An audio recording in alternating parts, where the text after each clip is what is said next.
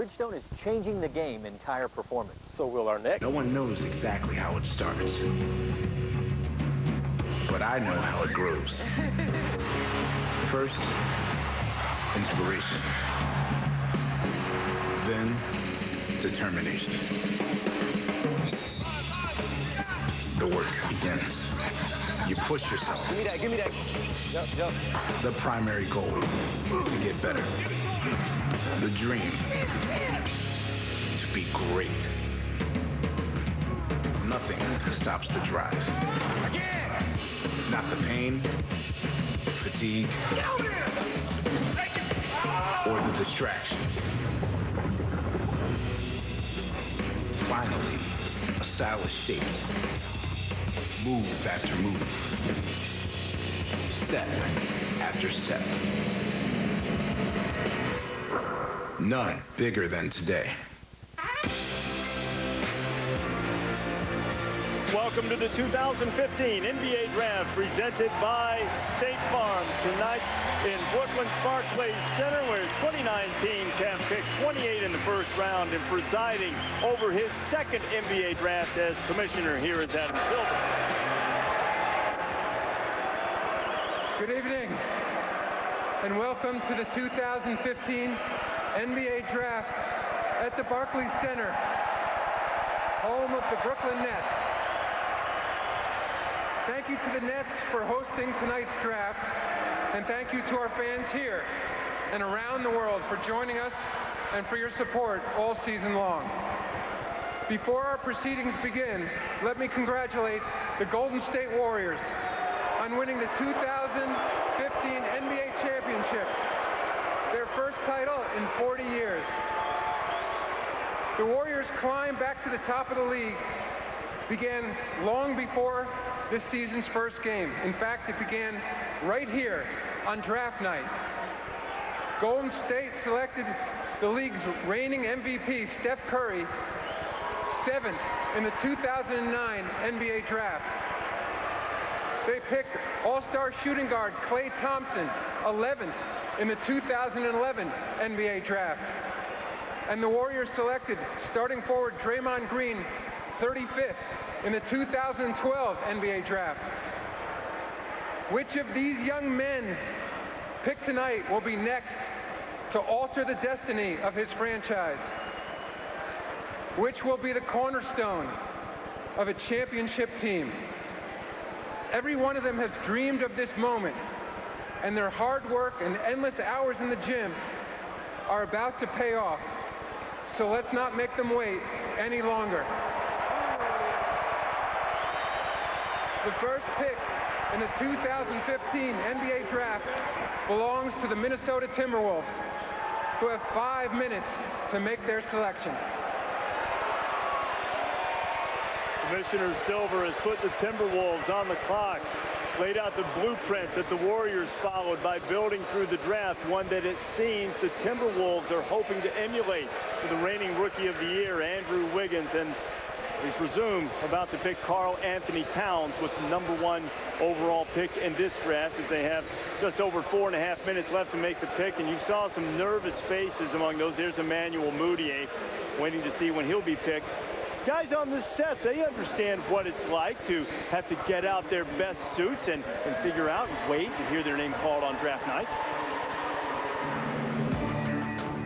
With the 13th pick in the 1994 NBA Draft, the Denver Nuggets select Jalen Rose. With the second pick in the 2002 NBA Draft, the Chicago Bulls select Jay Williams from Duke University.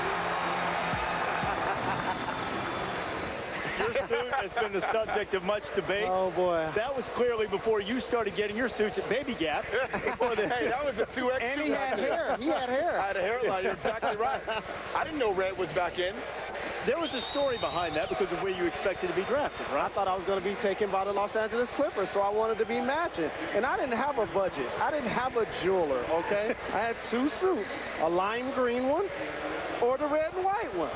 If Seattle was going to take me later, so I said, you know what, I know I'm going earlier, so I wore the red and white one. So you also were drafted by the Mavericks. No footage at that time. Yeah, But what were you wearing? Hey, What were you wearing when you got I was drafted so late I was wearing pajamas, and they called me and they told me, do you speak Italian? Well, it's not going to take long to find out who the Timberwolves are taking. Brian Windhorst on our draft preview show reported that they're going to take Karl Anthony Towns. Minnesota only won 16 games this past season. They need help a lot of places. They dealt Kevin Love to the Cavaliers. In return, they got the last 2 guys picked number 1 overall in the draft, Andrew Wiggins and Anthony Bennett. Wiggins was the NBA Rookie of the Year. He was the first player in franchise history to win that award. However, as I mentioned, only 16 wins. Missed the playoffs for the 11th straight year. That's the longest active streak in the NBA, but they did win the lottery. They'll have the first number 1 pick in team history, and assuming that nobody moves, they will be the first team in NBA history to have 3 consecutive number 1 overall picks on the roster at the same time. And Wiggins had a terrific rookie season, and they hope that Towns will be able to do the same thing. We're going to have reports from Minneapolis throughout the night, and Minnesota has made its selection. We believe it's going to be Karl Anthony Towns, and you think they can't go wrong here. Can't go wrong with Karl Anthony Towns with his versatility. He's got a chance to be a great player. So Adam Silver is about to make his way to the microphone, and we believe, announced that Minnesota has selected Karl Anthony Towns out of Kentucky, assuming there wasn't a last-minute change of heart. Here is the commissioner.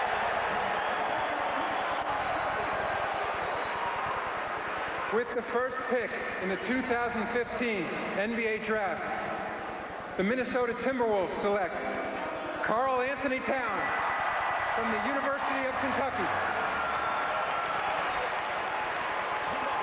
And there is Karl Anthony Towns. Spent 1 season at Kentucky, was dominant and even better as the season got later. Played his high school ball at J. Will's alma mater, St. John's in New Jersey. He's been an exemplary young man, and part of the high character of this class that we've talked about, exhibited by Karl Anthony Towns. I think he's an absolute great fit for the Timberwolves. They were almost last in the league in block shots per game, 27th. He averages 2. He could be that rim protector. And just because they had 16 wins, they had a down year, but they also played young. Ricky Rubio was out a lot of the year. Kevin Martin was out a lot of the year. Nikola Pekovic was out a lot of the year. So now you bring them back and you make them healthy, along with Zach LaVine, Andrew Wiggins, Shabazz Muhammad. They have talent on that team. Kevin Garnett to mentor Karl Anthony Towns, too. Here is what Karl Anthony Towns is able to give you: 6'11", 250. He can do a lot of different things on the floor. Well, he's incredibly versatile. He can post up. He can go over either shoulder in the post, and has really improved his post play. He's gotten much stronger in his ability to get fouled and play through contact. But he can also step away. He can knock down a three-pointer, knock down a mid-range jumper, and he can also put the ball on the deck. Does a very good job. He's mobile, running the floor, and does a nice job finishing. He is an excellent rim protector, shot blocker. Let's get this out of the way because of America's chronic problem with sobriety. He's got a 7'3" wingspan. Tip him back, America. He's got long arms, length, wingspan, but he's got an aptitude for the game. He's a great kid. He's a hard worker. He's terrific. Freshman, 19 years old, 7-footer. How about Patrick Ewing? That's right. A rim protector, can run the floor, a soft touch. Of course, the young fella is going to be a better ball handler. Yeah, he's going to be able to make the 3. But if he can make the Hall of Fame like Patrick Ewing, I'll take it if I'm the Minnesota Timberwolves. And Jerry, how about the fact he learned how to play with his back to the basket going to school at Kentucky for a year? How about in February, if you would have said he would be the #1 pick over Okafor, people were laughing. Now it happens. And Kentucky becomes the first school in the common draft era to have 3 players picked #1 overall. All of them played for John Calipari, who's sharing a hug with Karl Anthony Towns. The other 2, Anthony Davis and John Wall. Shannon Spates with Karl Anthony. Well, Reese, Karl Anthony Towns just told me that he's so nervous. He told Coach Calipari, don't give me the ball right now. Don't give me the ball right now. You know, I see you with your dad over there. When you were younger, he spent all of his savings, built you a concrete court in the backyard so that you could live out your dream. What's it like to share this moment with your family? This is what you live for. You want to give back to your parents. I mean, they give you the world, and being able to wear this hat, it showed them that their son is doing well in life, and that I can take care of myself, and all the work and dedication they put into me, and all the times they sacrificed for me, I'm sacrificing back for them, and it wasn't for nothing. I can see how affected you are by this moment. The hat on your head. The Timberwolves obviously looking for someone to contribute right away. How are you going to do that? I'm going to go in right away and just be as versatile as I can be. Contribute just by being able to give the coach any option he needs for us to win the game. And that's the one thing I want to know, Timberwolves fans to know, is that I'm coming with a winning attitude, and I just want to win. I'm not looking for individual success. I'm looking for the whole team to have success. He is on his way, and somewhere out there, Big Blue Nation is rejoicing. Now over to Heather Cox. Shannon, thanks so much. Joined by Jacqueline and Karl, and very, very emotional moment. Karl, we heard Shannon talk about you using most of your savings to build that concrete court in the backyard. Now that you're seeing those sacrifices pay off and those dreams become a reality, what is it like for you? It's so surreal. It's so surreal. I mean, emotionally, I want to start crying, but it's just like everything that we worked hard and we put time in and all the sacrifices we made, it makes it really worth it. I'm really emotional right now because of, you know, you're dreaming about this day, but it's here now, and I'm very, very happy. I'm happy for Karl. He puts a lot of time in. I'm happy for my wife, my daughter, because people don't understand what we sacrificed to do this and to live this dream and go to Kentucky and just to see and be happy. I'm so emotional on what he did at Kentucky, and what, you know, John Calipari, Kenny Payne, and all them. And I mean, it's something that I never dreamed of, but I'm glad it's here, and I'm really emotional right now. A very proud moment. Thanks for sharing it with us. And for all the games, you guys never sat next to each other. It became a superstition, so you decided not to do that tonight here. So we move over to Jacqueline, who's not sitting next to her husband. Now your son becomes the face of the Minnesota Timberwolves. What kind of advice have you given him for the spotlight that's going to be on him now? I just say continue to work hard, love your fans, give them the smiles that you always give us at home, be true to them, and work hard. Perfect advice from a great mom. Jacqueline, thank you. Reese? All right, Heather, so Karl Anthony Towns having that moment with Adam Silver, and Mom getting the quick picture as well. Now, he only averaged a little over 10 points per game, and granted, most of that was because of Calipari's platoon system of limited minutes, but it is the lowest scoring average by the #1 overall pick by nearly 5 points per game in the common draft era. And here are the guys that I mentioned from Kentucky going #1 overall. The Wildcats are the only ones that have 3 guys to go first overall. So now that puts the Lakers on the clock, and they are running out of time. They, of course, coming off the worst season in franchise history in terms of number of wins. Kobe Bryant was injured. Their lottery pick from last year, Julius Randle, got injured, broke his leg in the first game. So the Lakers, though, are intriguing because of what they might do in free agency and how that might affect the pick we're going to see. Correct. Those free agents are all power forwards. You hear them talking about potentially trading for Boogie Cousins, signing Love, signing Aldridge. They are in the West. You must go D'Angelo Russell here, or my head would explode. Wow. I think it's hard to pass on Jahlil Okafor. I do too. I think he has so much upside. I think Russell's good, but I think Okafor, if you pass on him, you're going to regret that for a long time. All right, the clock has struck 0 on the Lakers. They have a top 5 pick for the first time since they took James Worthy in 1982. Adam Silver has the Lakers selection. With the second pick in the 2015 NBA Draft, the Los Angeles Lakers select D'Angelo Russell from The Ohio State University.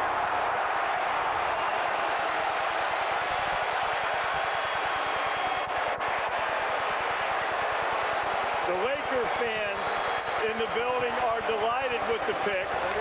Jalen's head will not have to explode. And what does this indicate accusing, don't misunderstand, I'm not accusing the Lakers of any malfeasance. What does this say about their confidence in either swinging the trade for Cousins or being able to lure one of those free agents, Aldridge or Love, that you mentioned? A, it says a lot about their confidence. B, we know Kobe Bryant has a couple of years only remaining. Therefore, you need somebody that can lead the team in scoring, possibly lead the team in assists, a combination guard that's going to make players around him better. And they're also in the Western Conference, where it's guard dominant. Multiple all-stars playing for great teams. Are you surprised by this pick, James? I'm surprised by the pick, but look, I've said all along, I think D'Angelo Russell is the best pure basketball player in this draft. I mean, you can make an argument for Okafor, but this is not a bad pick because D'Angelo Russell is a savant passing the ball. He can absolutely see the floor. He doesn't look, he sees, and he can deliver the ball like very few guards that I've seen in the last several years. He can do it in the full court. He is excellent off of pick and rolls. He plays with really good pace. Now, he's not an elite level NBA athlete, so he's not a guy like Derrick Rose that is unbelievably dynamic, but this guy is an outstanding athlete. He's an NBA athlete, and he's effortless as a scorer. Left-handed, he's got long arms, he can pull up and hit, he can drive it, he makes really good decisions, and the game just comes easy to him. It's a little bit like watching Steph Curry play. I'm not saying he's going to be as good. We're talking about the reigning MVP and a guy who's a certain Hall of Famer if he stays healthy, but Russell's got that kind of game. I like that he's smooth and he's crafty. We're going to go back to the Wayback Machine for this one. That's right, Lenny Wilkins, the Hall of Fame lefty. D'Angelo Russell, only the third freshman to average 19, 5, and 5. The other two, Kenny Anderson, Danny Ainge. The most efficient pick and roll prospect at point guard in this draft. However, the least effective pick and roll defender. Going to have to pick it up on that end of the floor. How about over the course of the calendar year, D'Angelo Russell was not an overly high recruit, top 15 in the ESPN 100. Now he's the number 2 pick in the NBA draft. He's with Shannon's pick. Well, Reese, you just heard Jalen say he's smooth and he's crafty. Something else he is confident. Told me yesterday that you felt you were the best player in this draft because of your journey. What is it about that journey? Man, I just want to say I want to thank God. Man. I can't even talk right now, but the journey that I've been through, the stress, the pain that my family's been through, it's just tough, man. It's a surreal moment that I can't really explain. You're going to L.A., Kobe Bryant. How do you look to him as a possible mentor in your future? I just really want I want him to take me under his wing and really just gain every piece of knowledge that I can really gain. And just go from there. I mean, that franchise isn't used to losing, so, and I'm a winning player. They got winning players. They're winning coaching staff. Everybody's used to winning around there, and I feel like I fit in great. Congratulations. Thank you so much. And Reese D'Angelo said he likes to fly under the radar. He's no longer under the radar, Reese. No, he's not, Shannon. It was 36 years ago today that the Lakers drafted Magic Johnson, and I'm not saying that D'Angelo Russell's Magic Johnson, but they got another guy who can create a little bit of magic, and certainly he is the future of the assists, and it is time for the future of the assists, brought to you by State Farm, and for that we join Tom Penn. I'll tell you what, boom or bust, this is the best candidate to be a superstar in the league. You go to your advanced analytics team, and I did at ESPN. We got a good one. Who's got the best chance to be a real superstar? It's him. 15%, that's the highest in the draft. That's higher than the recent young guys. But there's a bust chance. I asked our guys, why so high on this? And it's because his numbers were so inflated in an inefficient offense and defense at Ohio State overall. But your eyes don't deceive you here. That's when you go back to your gut, you go back to your eyes. And welcome to your new peer group. In the Western Conference, this is what the expectation is, that you will develop into the new Kobe Bryant for the Los Angeles Lakers and to compete with these guys in the West. Big time pick for the Lakers here. They are going for it. So the Lakers hope to have a healthy Kobe Bryant. They get D'Angelo Russell, Julius Randle, if things stay pat right now. You don't know exactly how this is going to play out in terms of how they're going to put the roster together around D'Angelo Russell. Well, if they do, I mean, look, they're going to have a lot of cap space, so they can still obviously get a guy like Jalen alluded to, LaMarcus Aldridge, Kevin Love, Marc Gasol, even though I don't think he's going to leave Memphis. You may essentially get a 2 guard like Lou Williams or Chris Middleton. They can put together the right pieces. The one question I have for a guy like D'Angelo Russell. I don't think he's as athletic as a guy like Moutier. And when you saw Tom talk about the people that he's going to have to guard, I think that's going to be a major challenge for him, because I don't know if he has the foot speed to stay in front of guys like Dame Lillard, Stephen Curry, you know, Russell Westbrook. You're talking about elite of the elite guards in the West. First of all, I haven't seen anybody yet stay in front of Steph Curry. So, but that's going to be every single night in the Western Conference. He does. That is an area where he needs to improve. But the one thing, like, you can look at the Lakers and say, maybe they thought he was the best available player. It might not just be fit stuff, because, I mean, he's really, really good. And I think he's got a chance to be great. I have a number, 3,988. That's how many people have played a game in the NBA. Okay, can we retire the term bust and scrub for guys that actually make it to the NBA? Great. If you go to college and you are making millions of dollars in your post-collegiate career, and you're fortunate enough to buy your mom a house, you're not a bust. You might be a letdown, you might be a washout, but you're not a bust. You know, there have been some letdowns for Philadelphia in recent drafts, many of them centering around injuries. The 76ers are on the clock with the 3rd overall pick. They have Joel Embiid. He missed the season with a foot problem, and the reports are there's been a setback in that regard. They have Nerlens Noel already. But again, does this come back to your philosophy? If Jahlil Okafor is a higher-ranked prospect, and some, including you, believe he was the best one, Sixers take him anyway and figure out what to do with his other guy. I mean, that's the way I look at it. It doesn't mean that Philly's going to look at it quite that way. And Chris Porzingis, as Fran Fraschilla will tell you all day long, has got an awful lot of potential. But I think Jahlil Okafor, this is fortunate for Philadelphia or maybe the Knicks, depending on what happens, to have a guy like Jahlil Okafor drop to you. Guys, we are talking about Sam Hinkie here. There's a Sam Hinkie factor. I mean, nobody knows what he's going to do. I mean, you drafted 2 guys a couple years ago that didn't play their first season, and Joel Embiid is still up in the air for next season, and they definitely need a point guard badly. He's building for the next couple of years, and the pick is in for Philadelphia now, and the 76ers, who've had a string of miserable seasons, hoping this can help turn it around. Let's see what the Sixers pick. Before announcing the Philadelphia 76ers pick, I'd like to acknowledge the passing of Harvey Pollack, the legendary pioneer of NBA statistics, who passed away Tuesday evening. Harvey was the forefather of modern sports analytics. He invented statistical categories like turnovers and triple-doubles, and published his annual NBA statistical yearbook for 48 years. He documented NBA history, including famously handwriting the number 100 on a sheet of paper, which produced one of the game's most iconic images. Harvey spent his entire career in Philadelphia with the Warriors and then the 76ers, and was the only person with rings from all 4 of the city's NBA championships. He was also the last active NBA employee from the league's inaugural season in 1946-47. Harvey Pollack was 93 years old. He will be missed.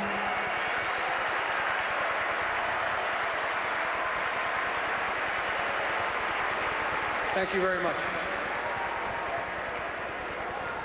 With the 3rd pick in the 2015 NBA Draft, the Philadelphia 76ers select Jahlil Okafor from Duke University.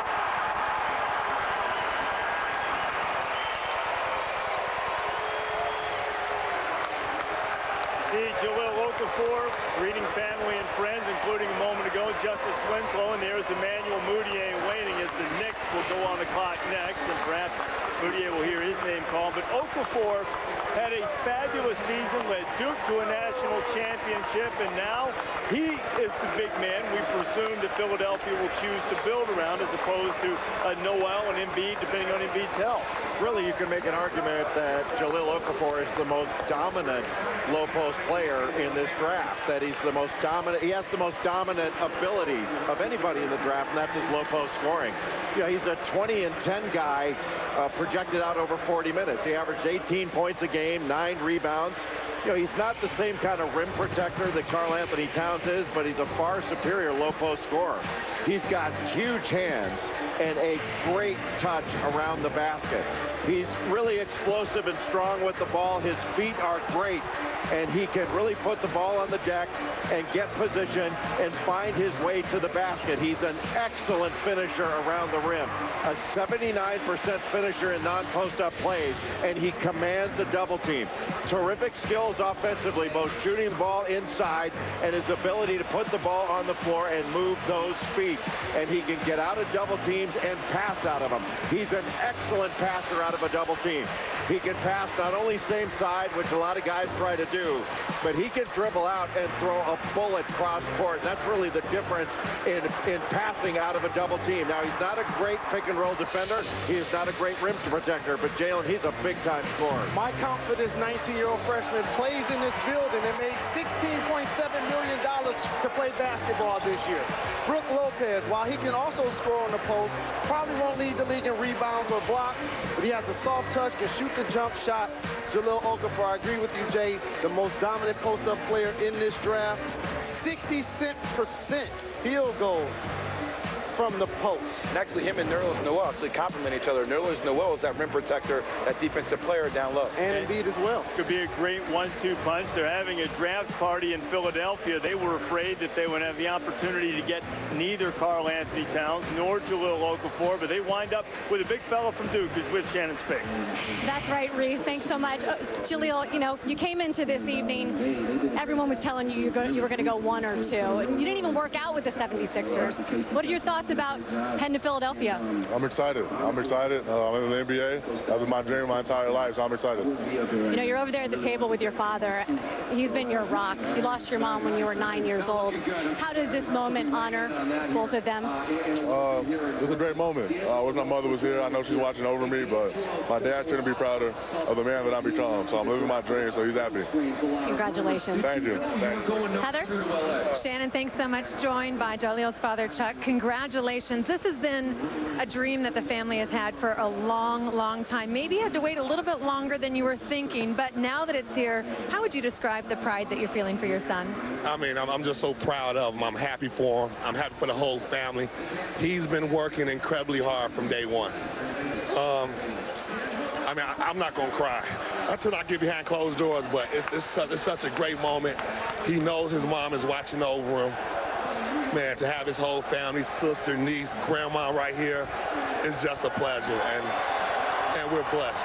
We're blessed. You talk about starting from day one. In fact, he has told us stories of actually balling up socks and things and throwing them into a wire hanger when he was just 15 months old, you know, making a hoop. What is your earliest memory of having this dream of playing in the NBA of your son? I just remember pretty much the same because I watch it all the time.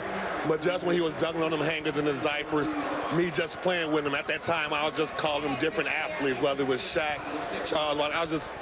I guess I was just molding him, man, and it's well-deserved. Our family couldn't be more pleased. Enjoy every minute and start reading up about Philadelphia and all the great spots to go. You know about Philly. We coming. Oh, Chuck, Dr. J, we will be there. You're good to go. All right, Reed. Heather, there is no doubt that they'll be there. We ran across Chucky and Jaleel's uncle over the course of the college basketball season several times.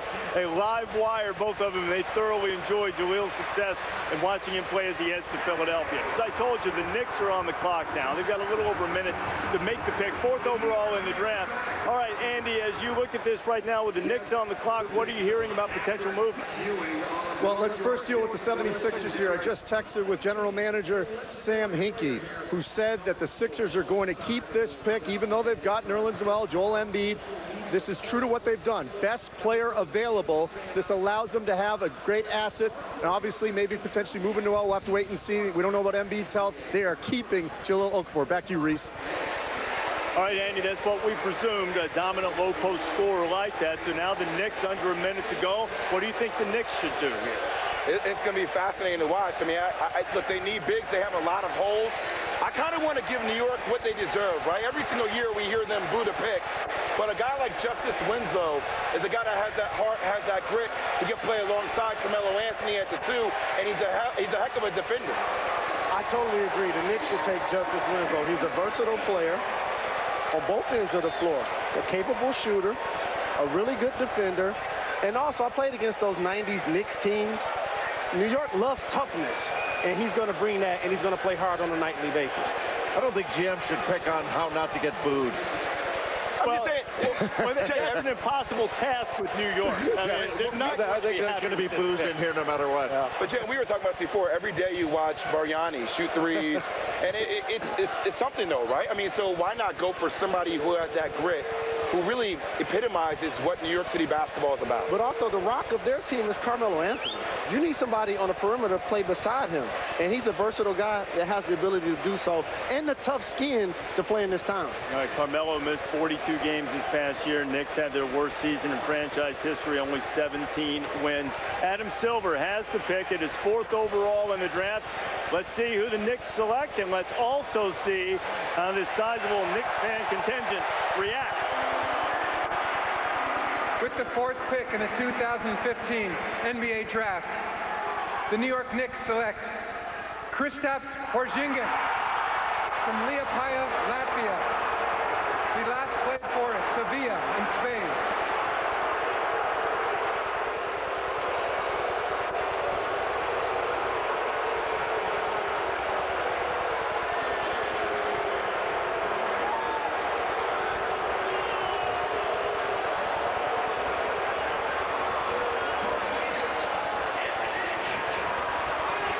The despair on the young Knicks fan's face, and perhaps Chris Porzingis can turn these fans around at some point.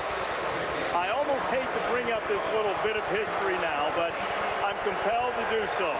Dirk Nowitzki and Pau Gasol were the first European players ever drafted in the lottery. They became all-stars. Since then, 16 Europeans have been drafted in the lottery, just in the lottery now. None of them have become all-stars. Chris Porzingis said to be different. Some believe, Fran Fraschilla, that he has more upside than anybody in this draft. What say you? I grew up a Knicks fan in this town. The Knicks stink. They stink. This is a good gamble. Why try to hit a single or double when you may be hitting a grand slam? Now, we realize when you look at him, he looks like an extra in a Dolph Lundgren movie that Jay Billis once starred in. We get that, okay? But you're talking 7'2", okay? 230 pounds, 19 years old. He is as good a shooter as there is in this draft.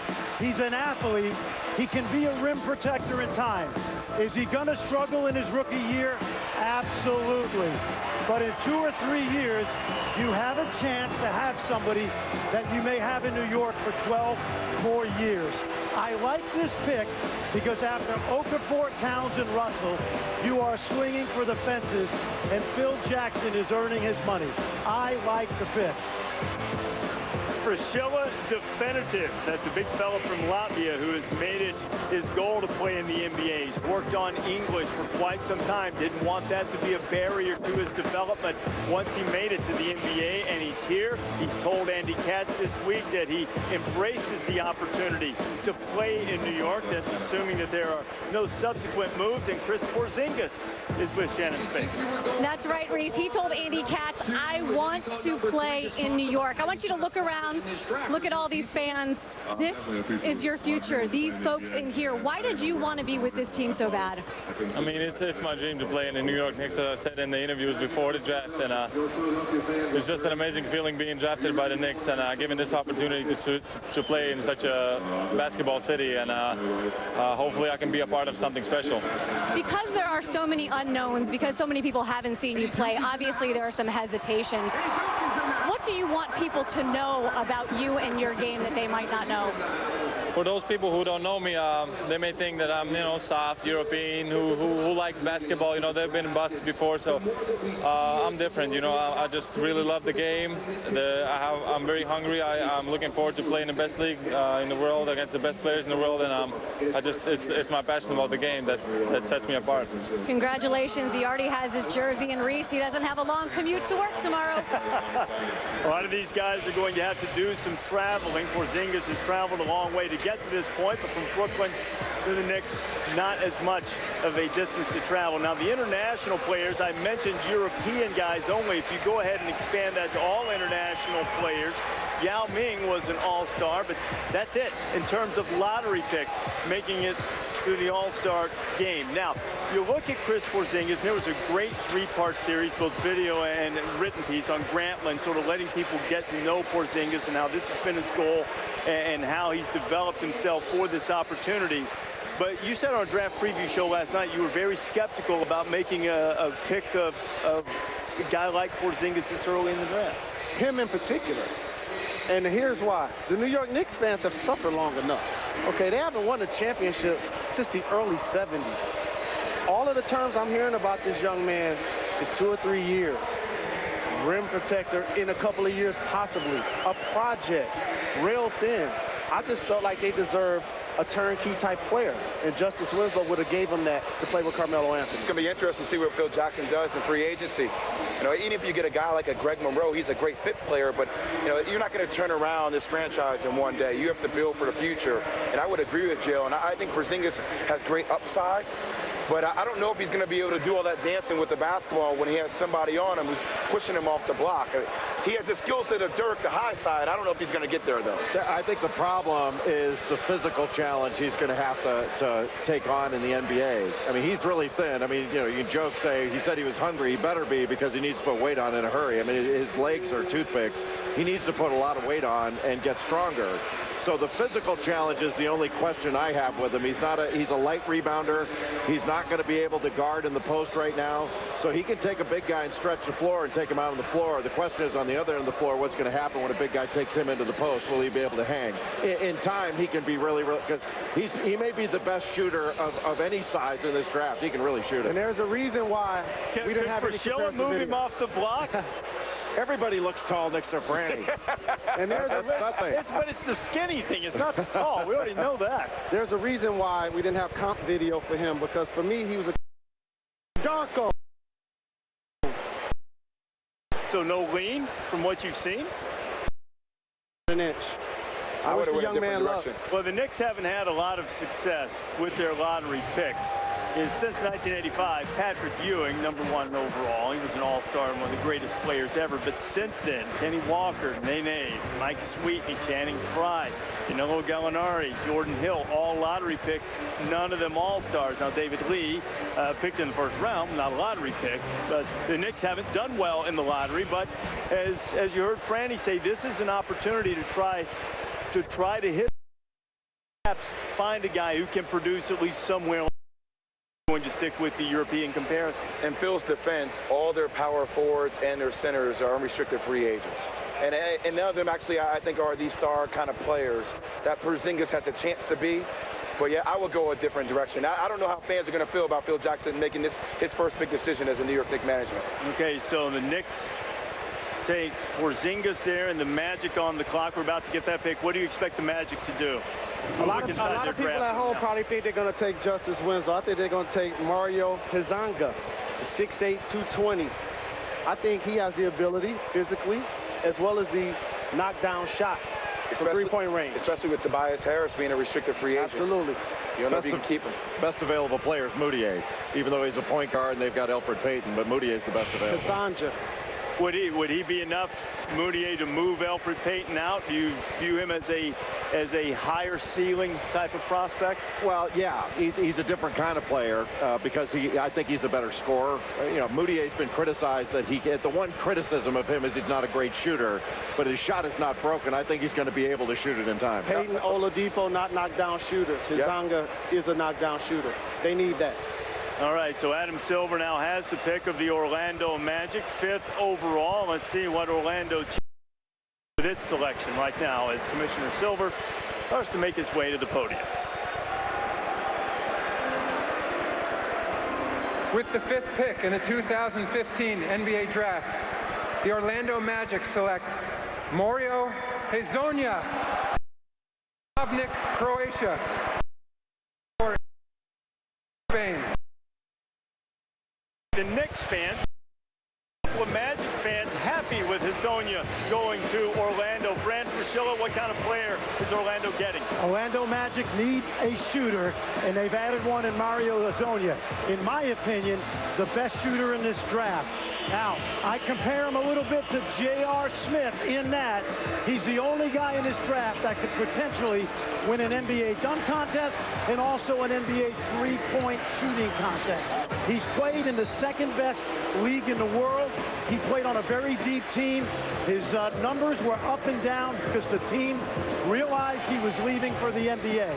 Orlando is a perfect land. Their backcourt is not a good shooting backcourt, and I think he fits right in. One of the more talented guys in this draft, only 20 years old.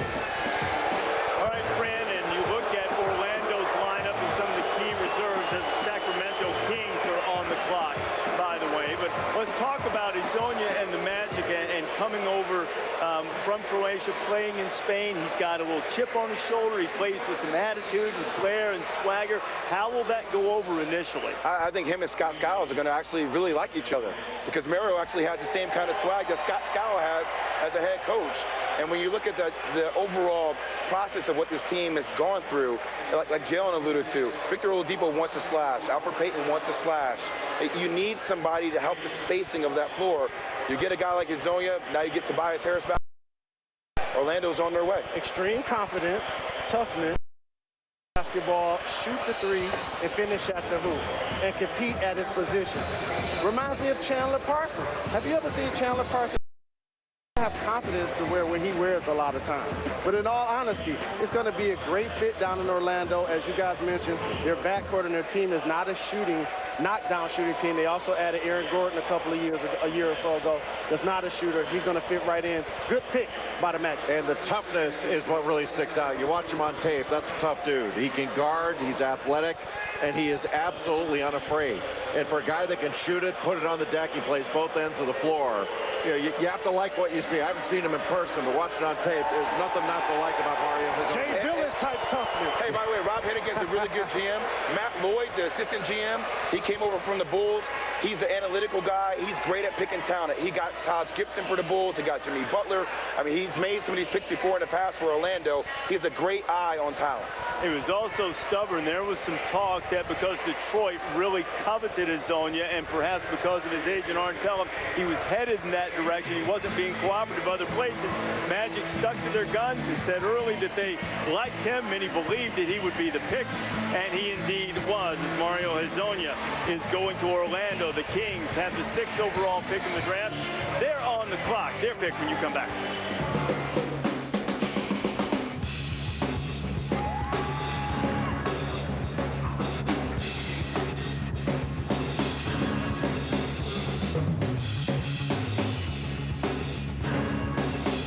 This portion of NBA TV Canada is brought to you by Sprite, refreshing Raptors fans for 20 years.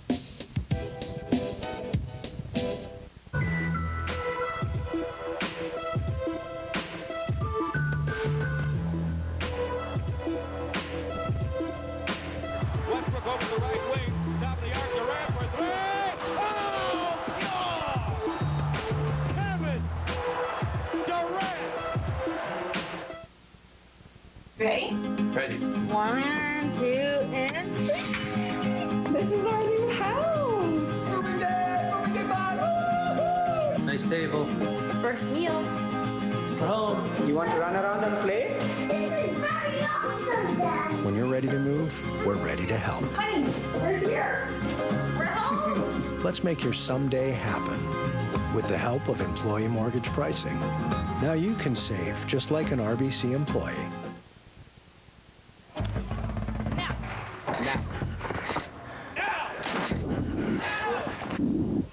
I'm this clock right now.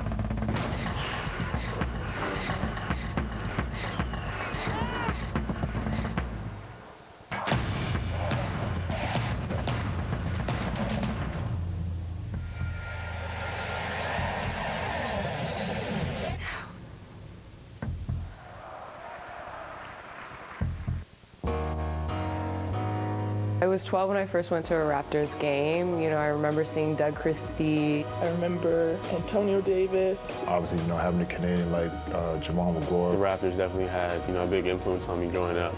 You know, watching Vince. You know, all the highlight reels he used to do, I used to go out in the driveway and think I was him. It's just what he did for the city. You know, just dominated the whole thing.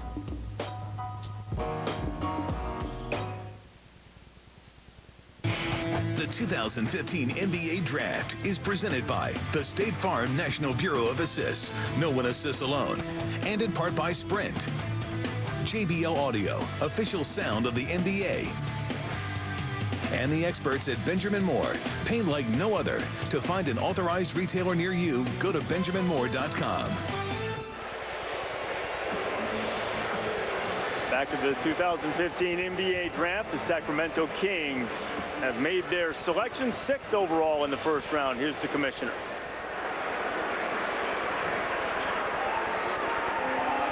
With the 6th pick in the 2015 NBA Draft, the Sacramento Kings select Willie Cauley-Stein from the University of Kentucky.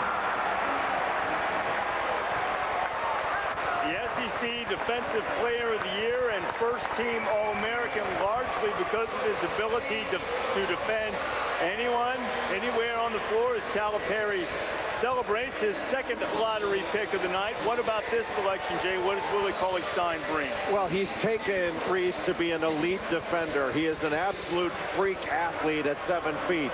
He can run the floor with tremendous speed in a straight line. He is hard to keep up with. He's got a 7'3" wingspan, so he can get steals. He can block shots, protect the rim. He's not a big-time rebounder, but he does rebound. But he's 6.5 rebounds per 40 minutes. That's not big time, but he does stick his nose in there and rebound. He's not an offensive player. He's taken primarily as a defender, and where his value is really going to be is you put him in a pick-and-roll situation, and he can switch off on just about anybody. There are very few guys that he cannot stay in front of and stay with. And we always talk about guys, well, he can guard multiple positions. Willie Cauley-Stein literally can guard every position on the floor at a given time. Now, you're not going to put him on a point guard and have him guard the point guard for 48 minutes. But he switches out on him, forget it. In transition, he is an elite finisher. So you throw that ball up there, he's going to sprint and go get it. He can guard all 94 feet. You can see at the end of the Notre Dame game, for him to stay right with Jaren Grant for 94 feet and affect the end of that play and really help win the game for Kentucky. That's a big-time play that doesn't show up in the stat sheet. Lob it up, he goes to get it, played wide receiver in high school. He's one of the most interesting prospects I can remember, but he's a defender. For big guys, the line in the sand is either you play with skill or you play with will. That's what Tyson Chandler does. He's not going to post up and give you offense. He's not going to create for teammates. He's not going to shoot the basketball. He's going to give you maximum energy, and that's where the game is gone. Dwight Howard, Andre Drummond, DeAndre Jordan. These are effort players, and that is why I compare him to Tyson Chandler.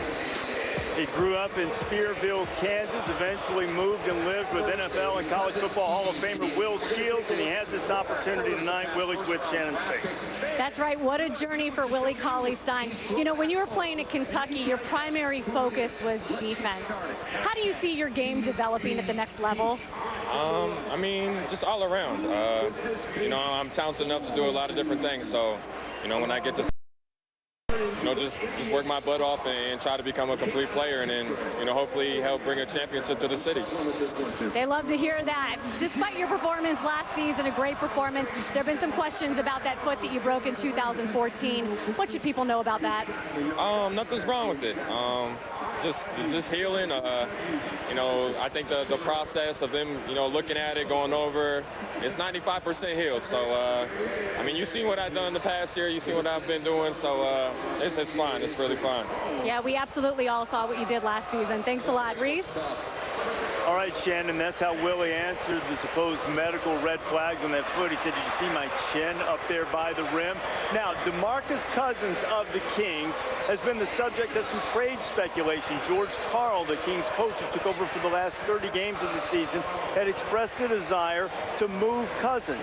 Now they draft Willie Cauley-Stein. Chris Broussard is with us now. Chris, what do you have on the apparent disconnect between the coaching staff and front office over Cousins' future in Sacramento? Well, as you said it, George Karl has voiced the fact that he wants to trade DeMarcus Cousins. The owner, Vivek Ranadive, and the president, Vlade Divac, don't want to trade him, and they won't allow Karl to do it. Now, even though they don't want to trade Cousins and they won't allow it right now, they have been out there, if you want to call it due diligence, they've been out there seeing what the market would bear for Cousins, what type of offers they can get. If they got an offer that blew them away, maybe they would change their mind. But right now, ownership is refusing to allow Karl to trade DeMarcus Cousins. All right, Chris, and the Denver Nuggets are on the clock right now, and as we wait on their pick, let's go back to the Kings for a second. The Kings told Andy Katz that their plan is, right now, they're going to play Willie Cauley-Stein with DeMarcus Cousins. How do you see that working? Well, DeMarcus Cousins was the one that tweeted out the picture of the snake. When the grass is cut, the snakes come out. I mean, I honestly think the friction between DeMarcus Cousins and George Karl, I don't think it's going to work.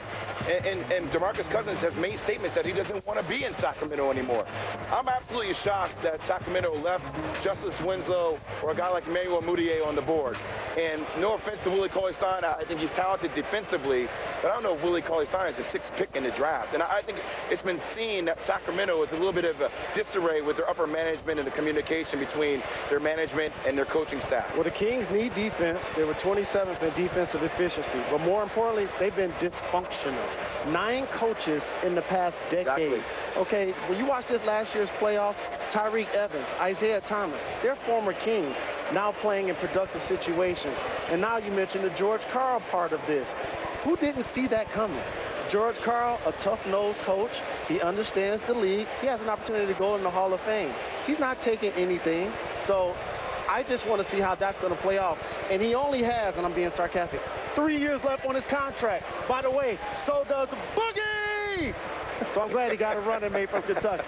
I think Willie Cauley-Stein is going to have to be an NBA all-defensive player to be worth this kind of pick because he doesn't score.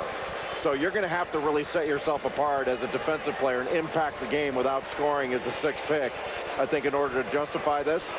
Because I don't think you're going to see him blossom into an offensive player. I just don't think that's who he is. Who he is a defender. And I've heard some comparisons on Dennis Rodman, things like that. I don't buy that, frankly, because he doesn't rebound. Dennis Rodman averaged 20 rebounds a game in college. And Willie Cauley-Stein averaged 6.5 over 40 minutes. That's not the same. That's not close. The question will be, will he be able to do that? And in today's NBA, which values some freedom of movement, can a defensive player have that type of impact? The Denver Nuggets have the 7th overall pick. Commissioner Adam Silver about to step to the podium and reveal who Denver is selecting. Get it together, Nuggets. Out there. With the 7th pick in the 2015 NBA Draft, the Denver Nuggets select Emmanuel Mudiay from Dallas, Texas. He last played for Guangdong in China.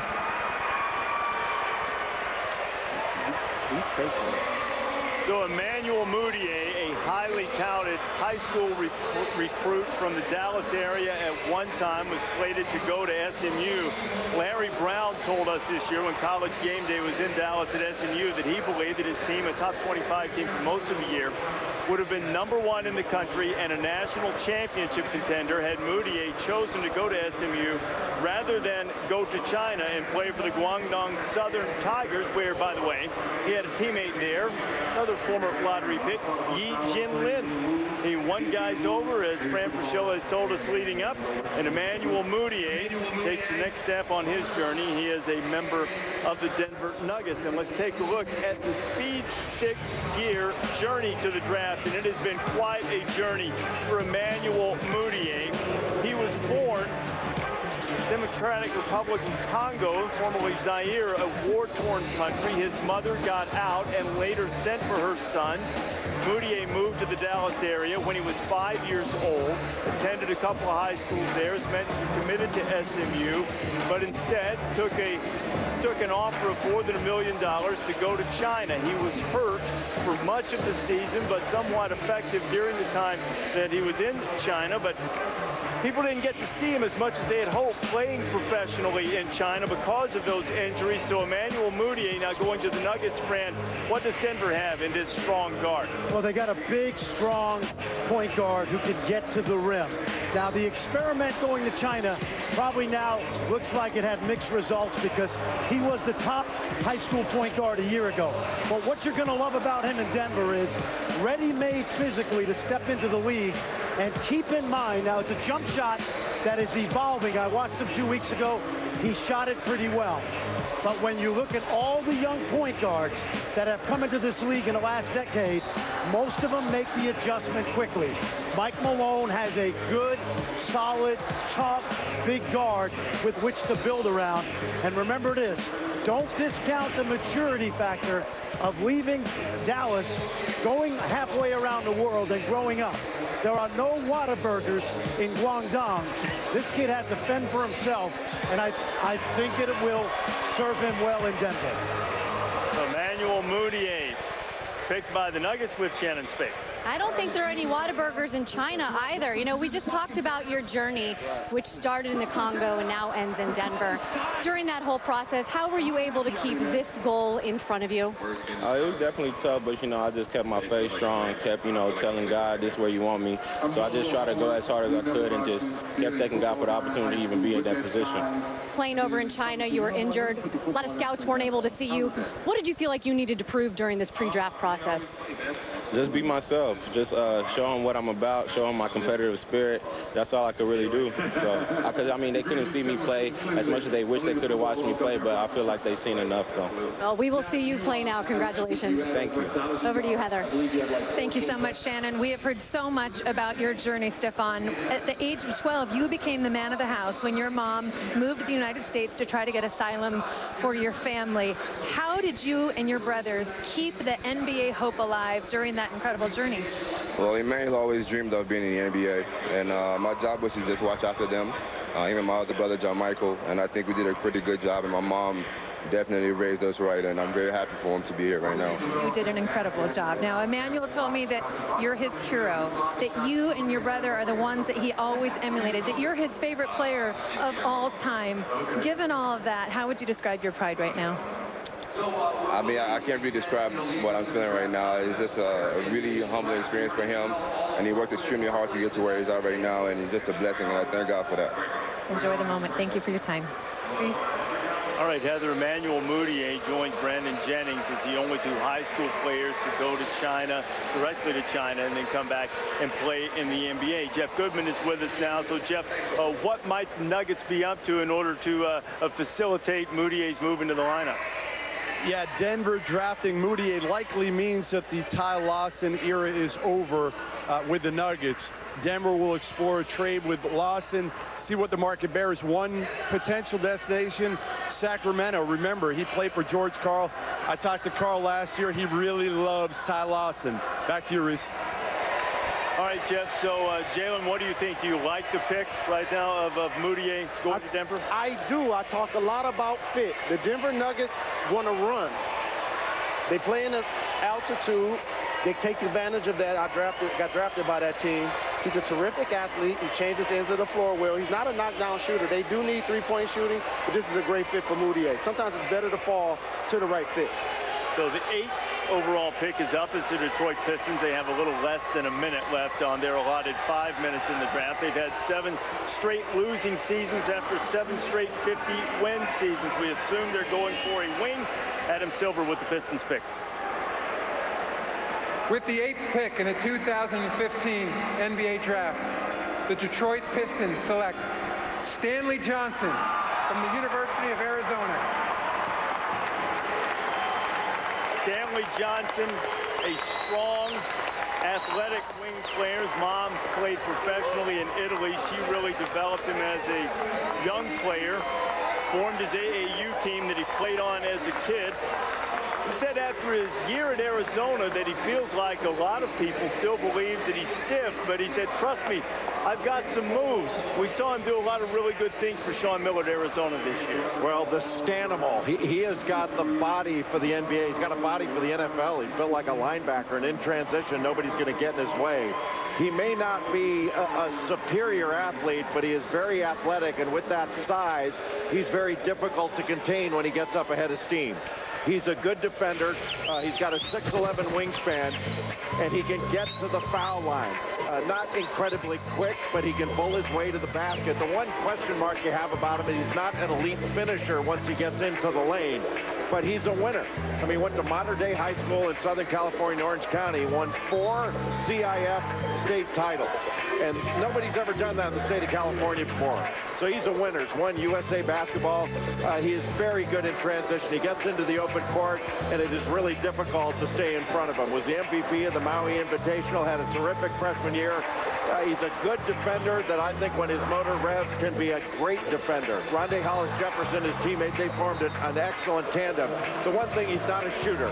He's really got to improve that. He has worked really hard at it, but he is not a natural as a shooter. If you're going to play for Stan Van Gundy, you must bring one thing to practice and games: effort. And that's what Caron Butler brought in his NBA career. Legitimate 6'7", the power to play against threes, undersized fours, yet defend ones and twos. This is a really good pick for the Pistons. You put him on the wing alongside Kentavious Caldwell-Pope, they're going to give the other team havoc playing defense. And Tayshaun Prince is unrestricted free agent, so he's probably out the door. You get younger at that position. You also have the whole Greg Monroe situation for the Pistons as well. Stanley Johnson with Shannon Spake. Well, I'll tell you, Reese, Stanley Johnson, he walked off that stage just grinning from ear to ear. Congratulations. You told us yesterday that your goal is to be Rookie of the Year. Why do you believe that can happen? I mean, I just think I'm the best player in the draft. You know, I think I say that with confidence because, you know, my work really comes behind that. And, you know, the opportunity the Detroit's giving me right now to be in a situation like that with players that I know and be there, I think, is a great opportunity for me to be great and our team to be great next year. You know, you're making a lot of fans in Detroit very happy right now. Yeah, as they say when I landed on my workout, Detroit first everybody. So we're ready to go. There you go. Reese, you saw the moment with his mom. Very special day for this family. You heard him, Reese. Detroit versus everybody. Detroit basketball. A close second behind Flint. But that aside, what do you like about this pick, Stanley Johnson, going to Detroit? His versatility. He's a dog defensively. He'll get after everybody. I actually got a chance to do an interview with him, and he said, I can guard positions 1 through 4. And I actually think that's what you get with a guy like Stanley Johnson because he has the size and the strength to do so. And you have to give Detroit some credit. I mean, they didn't have a first-round pick last year, but the last 2 years before that, Kentavious Caldwell-Pope and Andre Drummond. Guys are starters. All right, so Heather Cox is standing by now with Stanley Johnson's mother, Karen Taylor. Heather? Reese, thank you so much. Karen, not only an amazing mother, but a spectacular coach all along the way. Share with us how you got your son's game ready for this next step. Well, since he was a young kid, 5 years old, I wanted him to take up the slack in the game for things I didn't do. So I prepared him by making sure he was ambidextrous, he able to use both of his hands, and I made sure that mentally he understood the game, you know, on the court and off the court, to make sure you know everything from the learn the 5 position, the 4, the 3, the 2, and the 1, to make sure you can do everything that the team needed when he got there. And this has been the dream, to make it to the NBA. I'm so excited. I'm so grateful. Oh, my God. And that dream, wonderful. That dream is now a reality. And we all know you know your game. Hall of Fame basketball player. I heard that they had some epic one-on-one battles, Reese. Heather has certainly paid off as Stanley Johnson, the 8th pick, going to Detroit. The Charlotte Hornets are now on the clock. They are in desperate need of shooting. There are guys out there continuing to drive to be great. Do you have the drive to be great?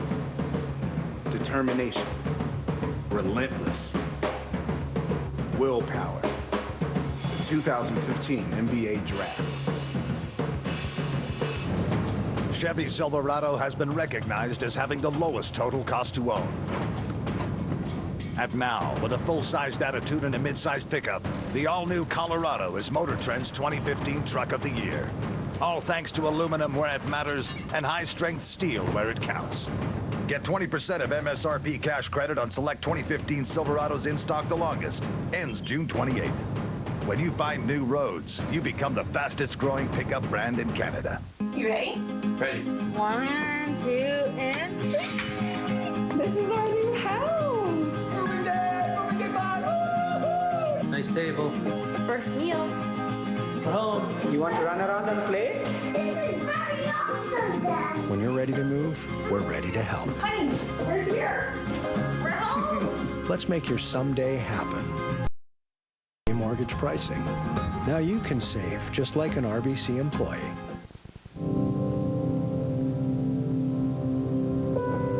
See lifelike detail.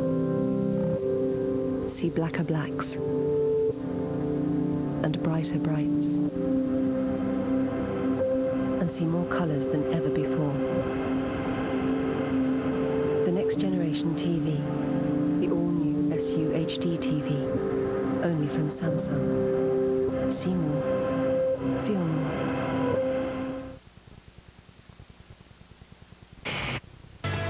You're watching the 2015 NBA Draft, presented by State Farm.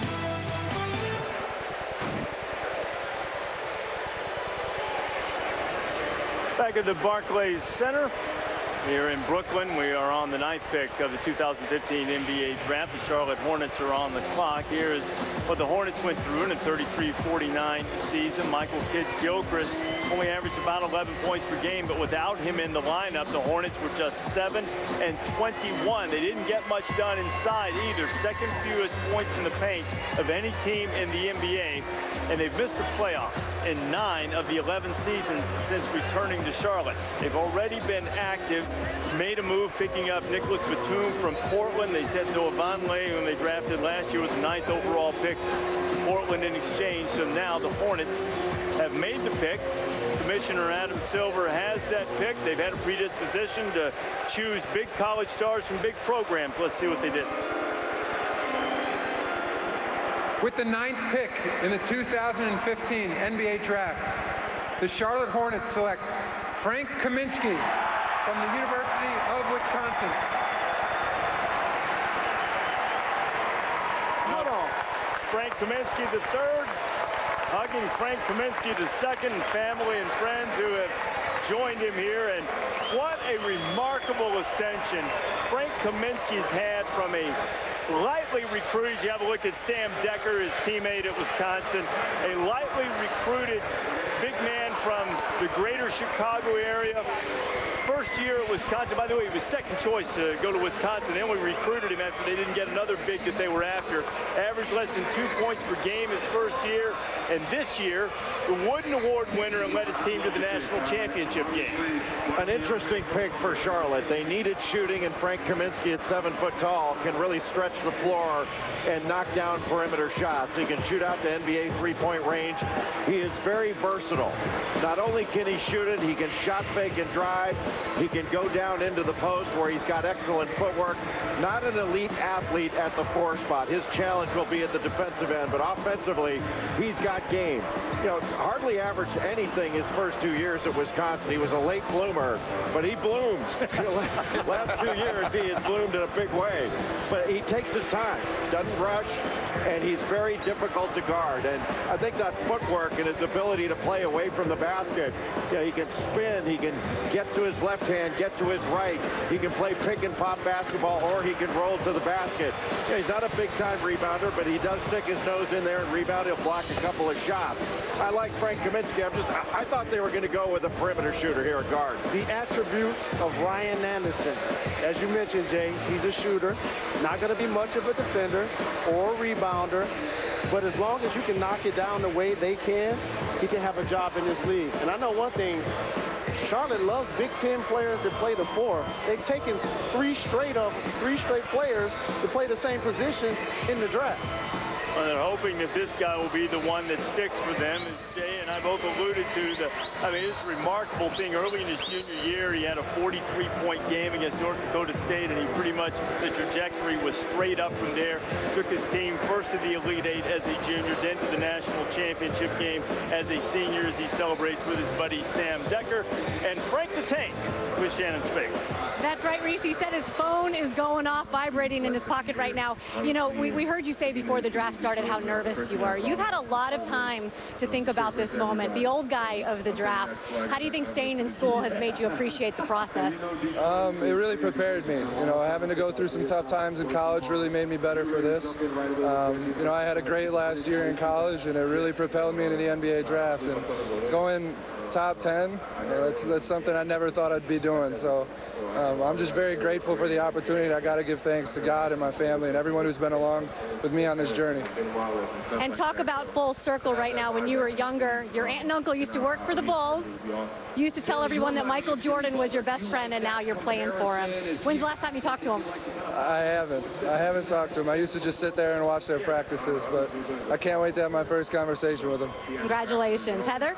Shannon, thanks so much. Joined by Frank's father, Frank, and what a moment. You know, you were a player. You worked so hard, made such an amazing investment in developing your son's game. What's it like to see all that hard work pay off tonight? We're just blessed. It's a thrill for my family and all our friends up in the stands. We're just honored and blessed tonight. And amazing to believe that you and your wife, Mary, actually went to every single home and away game for Wisconsin this year. Some pretty special games, including the Final Four. So how would you say that tonight compares?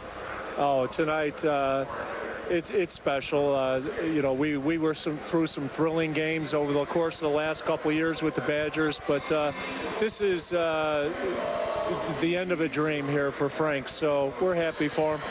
Congratulations. Thank you. Reese, back to you. All right, Heather, look at the inside of the jacket. A couple of tanks. And in some ways, I guess you could say the Kaminsky game is certainly old school. It's near the ground, and it's precise. Fran Fraschilla was talking, there was so much about Bo Ryan and the swing offense. They didn't really necessarily do that for Kaminsky. They found ways to get him shots this year, and he was able to produce in great numbers for the bench. He's elusive. He has the versatility to put the ball down on the ground, and you can see him and Kemba Walker utilizing, you know, pick and roll opportunities. Interesting, though, here for Charlotte here, because they obviously let Lance Stevenson go to the Clippers. They trade Gerald Henderson and Noah Vonleh. They get them out there to go to Portland. You have Nicholas Batum. It's fascinating to watch. They do need three-point shooting. They're dead last in that category. So they need some help with the guard position. And also, they just picked up Spencer Hall, who does the exact same thing and the same type of player. You should have made up for the wrong in getting Lance Stevenson by taking Justice Winslow. Justice Winslow, presumed to be the best player on the board at the moment. The Miami Heat about to make their pick. It's 10th overall. Adam Silver has the pick. It is in now. They'll take him. With the 10th pick in the 2015 NBA Draft, the Miami Heat select Justice Winslow from Duke University.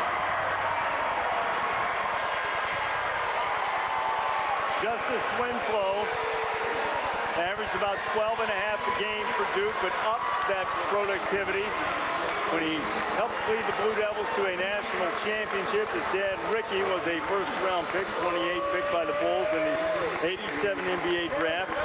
Played a long time overseas. And Justice Winslow, who has a lot of different aspects to his game. At times you'd see him grab a rebound off the board, he'd take off on the break, and in some ways reminded me of Charles Barkley, the way he'd get out and push the ball up the floor himself. Well, that's one of his great strengths when he grabs a rebound, that he can bust out and take it himself, and he's really difficult to stop in transition. But a left-handed player, he's got a 6'10" wingspan, so he plays bigger than his height. And he's a guy that can, we talked about getting out in transition, but he can put it on the deck and drive it. He is much more efficient driving to his left, to that left hand, than to his right. But in the open floor, he is absolutely magnificent. Can get all the way to the 10, an excellent finisher. He can get fouled and finish through contact. But he's also very good in transition as a defensive player as well. He's an excellent defender off pick and rolls. His opponents score only 21% of the time when he is guarding a pick and roll, but he can block shots in transition. He's got amazing timing to go up and block a shot in a fast break, almost LeBron-like in his ability to do that. Not nearly as good, but that same kind of timing and ability. Good in catch-and-shoot situations. He's got to improve his range and move it out to three-point. Bulky shoulders reminds me of Ron Artest. The ability to guard multiple positions, still put it on the floor, finish at the hoop, and have toughness to compete against any player at any time. These are the kind of picks. This reminds me of the Dwayne Wade, LeBron James draft. seeing this guy get picked now reminds me of when Dwayne Wade got drafted behind Darko Milicic. He's going to be better than a few players that went in front of him. This is why Pat Riley continues to win. Mickey Harrison's just licking his chops right here on this kid, especially with the whole situation with D. Wade. If you can't come to common ground, Luol Deng, you know, he's a restricted free agent. If he opts out, this kid steps in automatically and gives you points in production. And he loved the big moment, as evidenced by the improvement in his numbers during the NCAA tournament during Duke's run to the title. Justice Winslow with Shannon Spade. Reese, you're exactly right. He has been a part of some really big moments, but I'll tell you right now, you are just overcome with emotions right now. What has this night been like for you? Walk me through it. It's been great, you know, just watching everybody get picked. Just know that as players, we're all living our dream, and it's just special to, you know, sit next to Ja, him getting picked, seeing his family, and then, you know, a couple picks later, you know, I'm getting picked and, you know, living the dream right now. You are going to Miami, for my friend, and you're going to go down there and you're going to play with Dwayne Wade. What can fans expect to see out of both of you on the court? Just two guys that are going to work hard. I just know myself.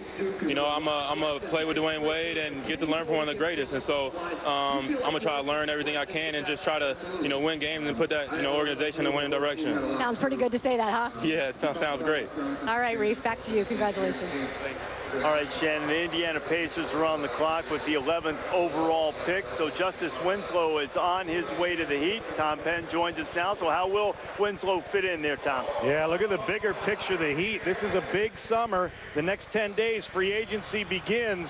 We'll put him on the bench for now. Look at what they have on the floor. Start with what's solid. Chris Bosh got that maximum 5-year contract. He's there at that number, $22 million. How about Whiteside? He came out of nowhere, the center of the future, for less than $1 million.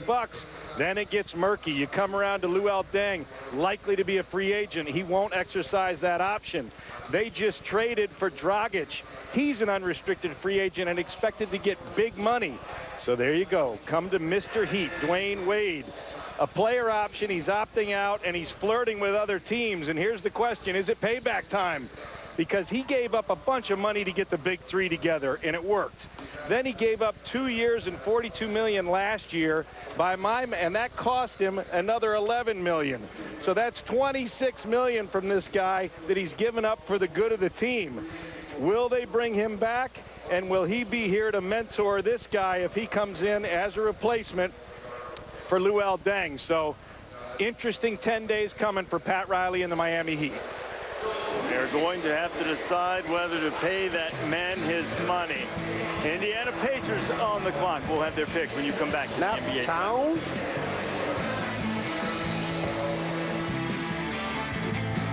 Think our car will sell because I posted it for free on Auto Trader, or because my boyfriend rented that thing.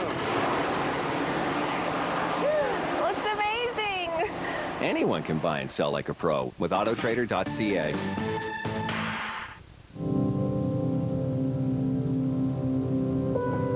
See lifelike detail. See blacker blacks and brighter brights. And see more colors than ever before.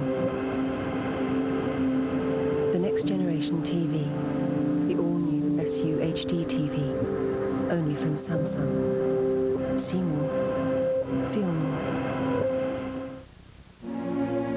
Time is the overseer of all things. It sees men plan their dreams, sees them build their kingdoms.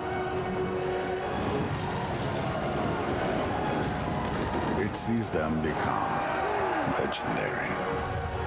Will you build an empire that lasts forever? Game of War. Play for free now from the App Store. Lights are low, the drinks are cold, it's time to have a good time. Party time, lose track of all time. It's all about tonight. Edges. Share something good. With the first pick, the Minnesota Timberwolves select Carl Anthony. The Los Angeles Lakers select D'Angelo Russell. The Philadelphia Jahlil Okafor. The New York Knicks select Kristaps Porzingis.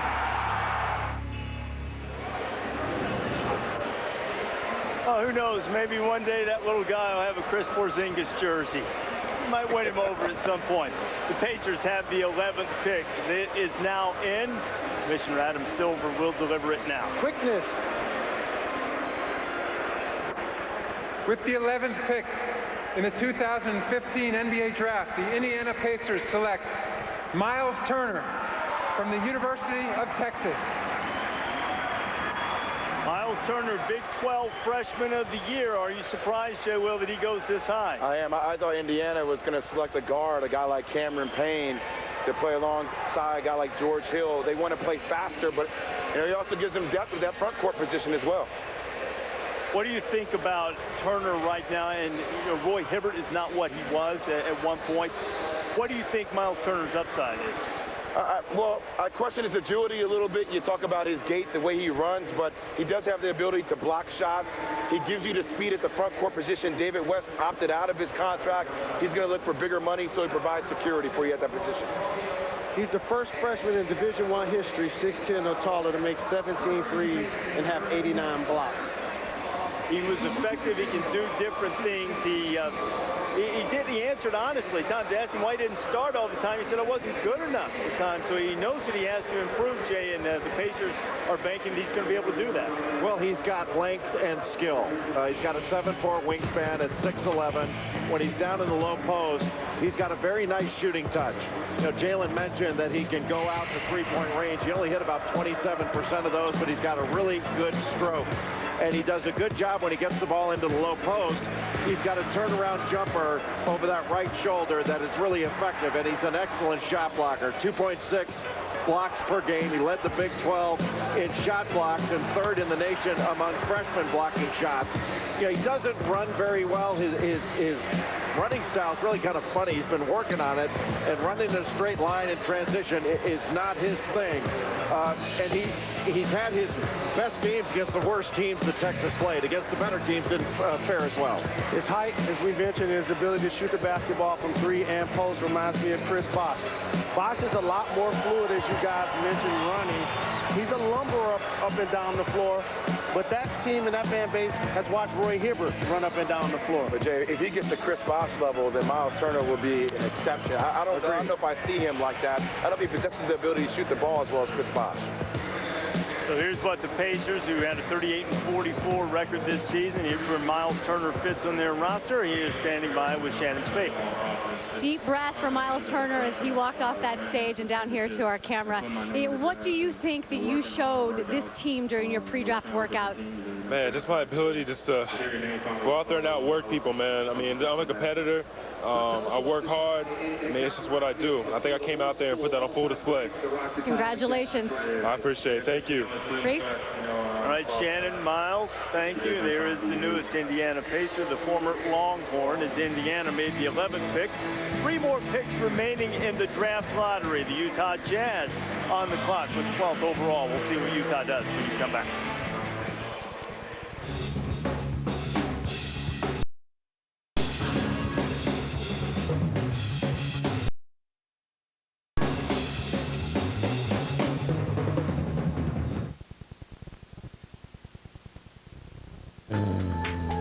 Miserable. He snored so loud. Snoring was completely out of control. Snoring was definitely affecting our relationship. I wasn't going to get to sleep, and it was his fault. It made it hard on our marriage. After a while, it's just not worth it. Would you like to put a stop to the snoring? Then you want Pure Sleep. The first night he stopped snoring. The second night it worked, and the third night, and the fourth night, and I was about in tears because it worked. Now you too can stop the snoring instantly with Pure Sleep. The #1 snoring solution in the world with a 15-year track record and over 1 million units sold. Pure Sleep worked for me, and I recommend it to my patients. Common snoring is caused when the airway is constricted, causing the soft palate to vibrate. Pure Sleep is a comfortable mouthpiece which holds the jaw slightly forward, opening the airway so that the snoring stops. Just look at these CT scans of a person who snores. Here you can see the constricted airway. Now look how Pure Sleep opens that airway to stop the snoring. What's great about Pure Sleep is that it's adjustable. You can actually fit the comfort level of your jaw. If you don't have something that can be adjusted, then it isn't going to work. Pure Sleep started working the very first night. It's small, it's comfortable. You don't even know you have it in. Unlike imitators that can't be adjusted or molded to your teeth, Pure Sleep is comfortable and guaranteed to stop your snoring right away.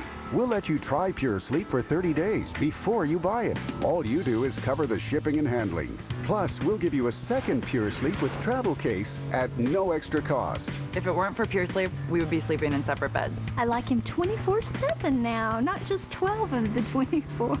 I love him to death, but I didn't want anymore, so yeah, we definitely needed Pure Sleep. Visit puresleep.ca or call 1-800-641-0756.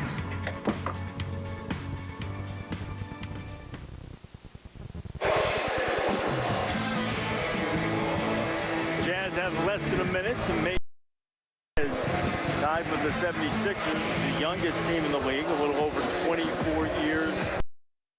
Dante Exum is their starting guard. Gordon Hayward has developed into a terrific player for them, averaged more than 19 points per game. Derek Favors came into his own, 16 points, 8 rebounds in the past season, a block and a half, but Utah for the third straight year and had a fourth losing season in the last 32 years. So the Jazz trying to get back to that winning, consistent ways that they had for so many years. So what do you team in field goal point shooting? I go Devin Booker if I'm the Utah Jazz. I would agree with you. I mean, you know, you draft guards 3 years in a row. You get Dante Exum last year, then you get Trey Burke the year before. I think Devin Booker is a sleeper in this draft. All right, Utah has made its selection now. 12th overall pick, one of the final 3 picks in the draft lottery. The commissioner, Adam Silver, will have the announcement. We will be headed to Salt Lake City. With the 12th pick in the 2015 NBA Draft, the Utah Jazz select Trey Lyles from Saskatoon, Canada, and the University of Kentucky. Trey Lyles, Indiana Mr. Basketball in high school. Some believe that the platoon system sort of cost him as much as anybody in terms of stats at Kentucky this past year. Jay, will you expected or suggested Devin Booker instead they go with another Wildcat? Hey, if you got him at small forward, I mean, they're stacked at the power forward position with Derek Favors, and then Trevor Booker is very strong. He comes in, does a good job. You talk about Gaden Hayward, Roddy Hood backs him up. But I like the versatility, but I still expected him to go with shooting. I thought Devin Booker was a better fit.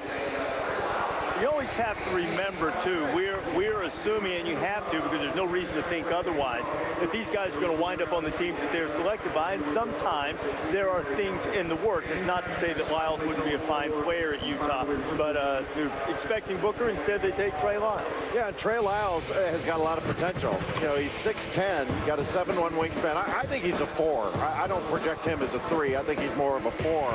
But he's ultra skilled. He's got a very soft touch, especially from the mid-range, so he can put the ball down on the floor. He can shoot a little runner, floater in the lane, good rebounder. Not a big-time athlete, but athletic.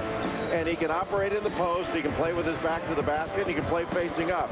Now, he needs to extend his range. He is not a three-point shooter and did not make a lot of threes last year at Kentucky. And you pointed out, Reese, you know, he didn't play a ton of minutes out of that platoon system, and he missed a few games, but he's got a lot of potential as a player. My comp is Carlos Boozer. Can really get it done on the block. Can turn over both shoulders, can make a 12-foot shot.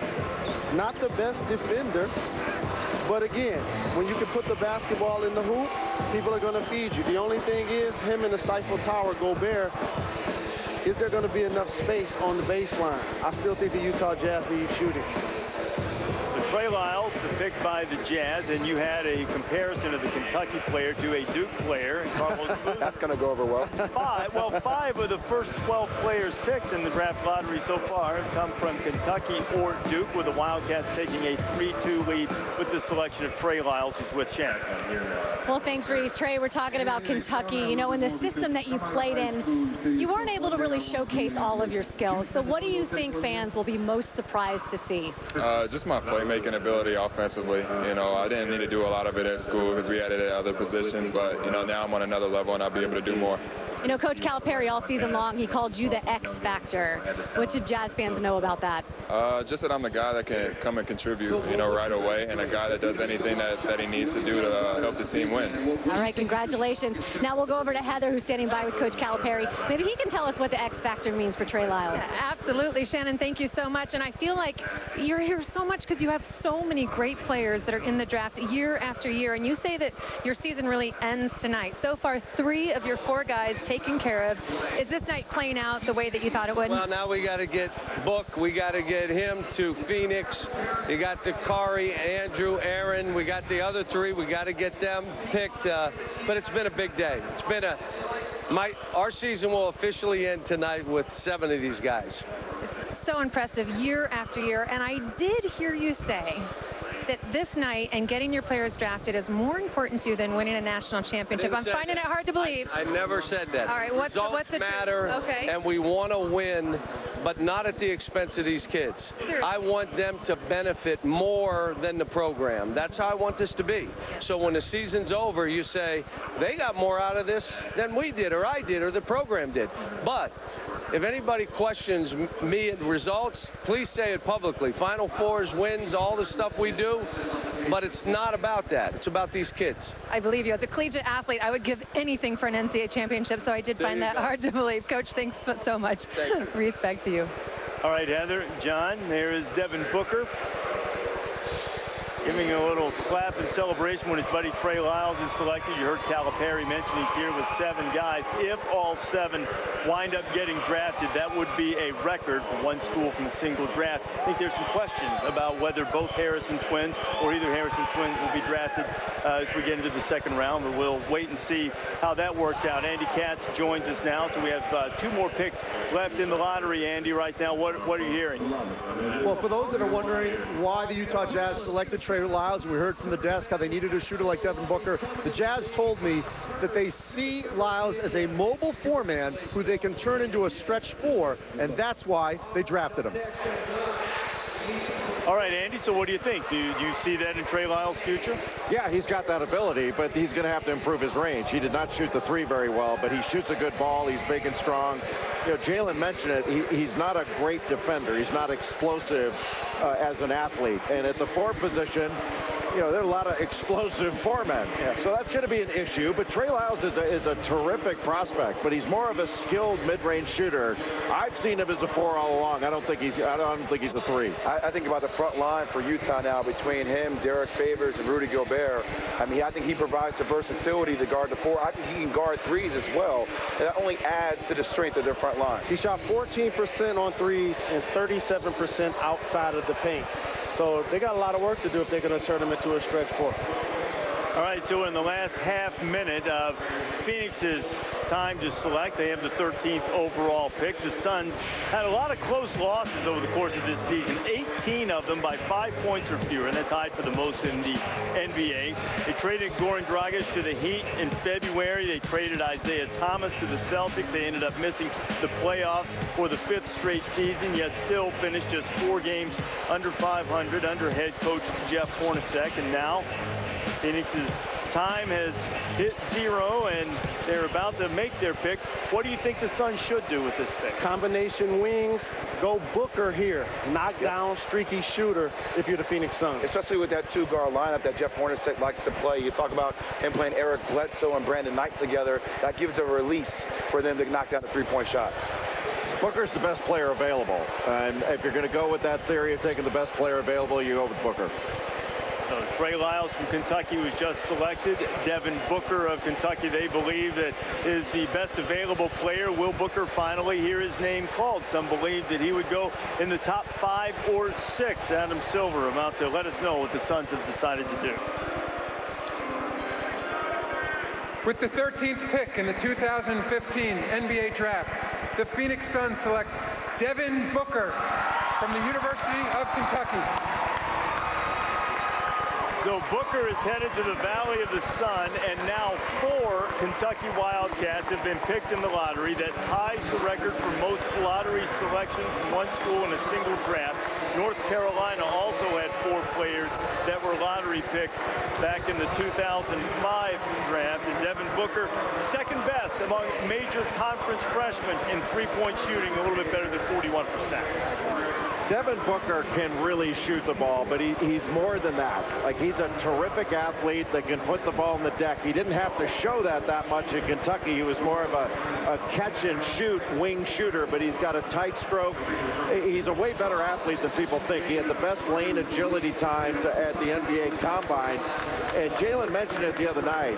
He really is a young Klay Thompson because he's strong, he can guard.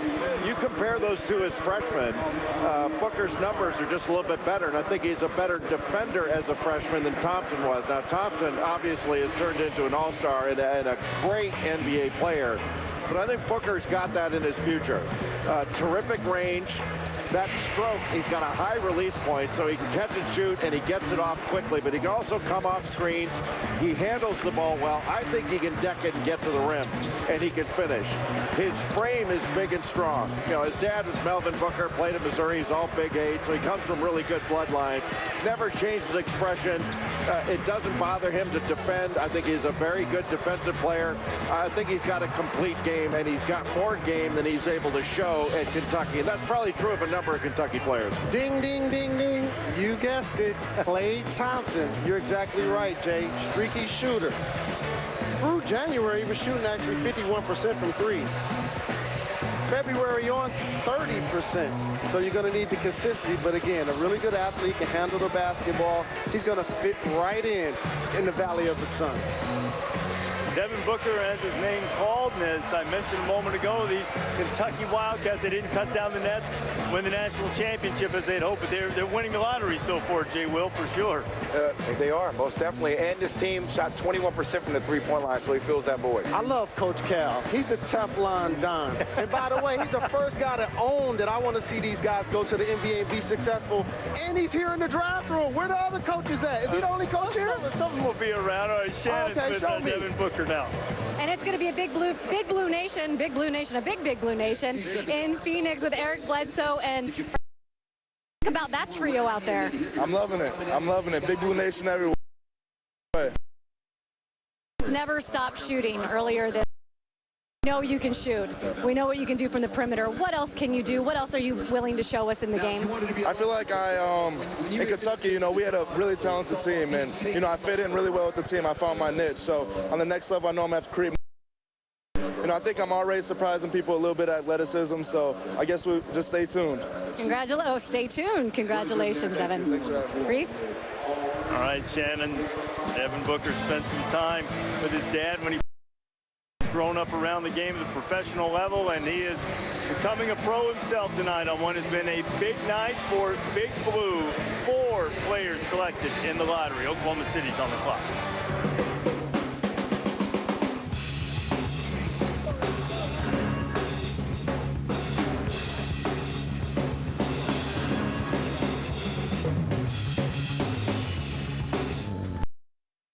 He snored so loud. Snoring was completely our relationship. I wasn't going to get to sleep. Made it hard on our marriage. After a while, it's just not worth it. Would you like to put a stop to the snoring? Then you want Pure Sleep. snoring. The second night it worked, and the third night, and the fourth night, and I was about in tears because it worked.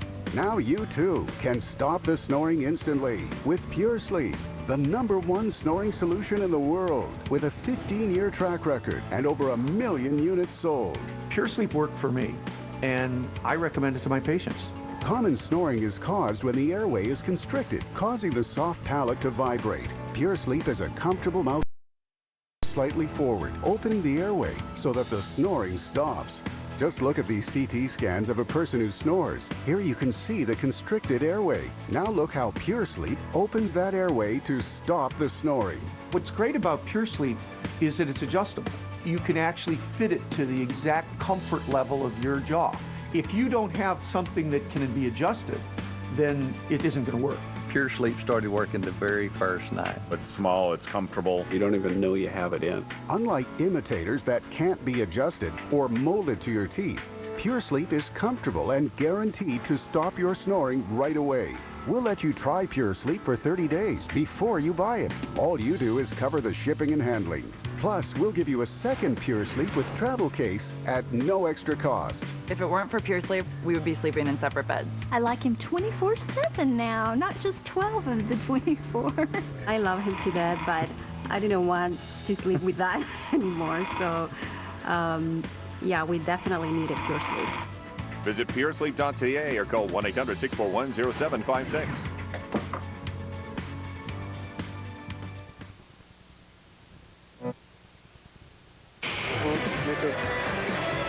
Back in the 2015 NBA Draft, brought to you by State Farm. The final lottery pick is coming up in a matter of moments. The Oklahoma City Thunder with new head coach Billy Donovan, a longtime Florida coach who had wild success, including a couple of national championships and 4 Final Fours while leading the Gators. While we wait on the Oklahoma City pick, Jay, how do you think Billy Donovan will make the transition from college basketball to the NBA? Well, I think he was an NBA-style coach when he was in college. Very offensively gifted in the way he sees the game. And it's not about him. You know, he's a player's first guy. He's not a guy that rants and raves in practice or rants and raves on the sidelines. I think a lot of us thought this was going to happen at some point for Billy Donovan because of his personality. I think he'll be terrific in the NBA. Look, a whole bunch of guys have shown that you don't have to be an NBA coach to have success in the NBA. College guys can do it. That was a myth years ago. It was just about the job you get. And how about Fred Hoiberg and Billy Donovan? Turnkey situations. Chance to win a championship his first year. Both coaches. Have you seen We'll those hear rosters? from Fred Hoiberg's team, the Bulls, coming up in a little bit. But right now, the final pick of the lottery this year and the first pick of the Billy Donovan era for Oklahoma City. The Thunder pick is in. Adam Silver. With the 14th pick in the 2015 NBA Draft, the Oklahoma City Thunder select Cameron Payne from Murray State University. Cameron Payne is the highest drafted player in Racer history. He averaged better than 20 points and 6 assists per game, and he hopes to follow the path, Jay Will, of Damian Lillard or C.J. McCollum or Elfrid Payton, mid-major guys, smaller school guys, having success in the NBA. I love watching this young man play. I think he's exquisite in screen and rolls.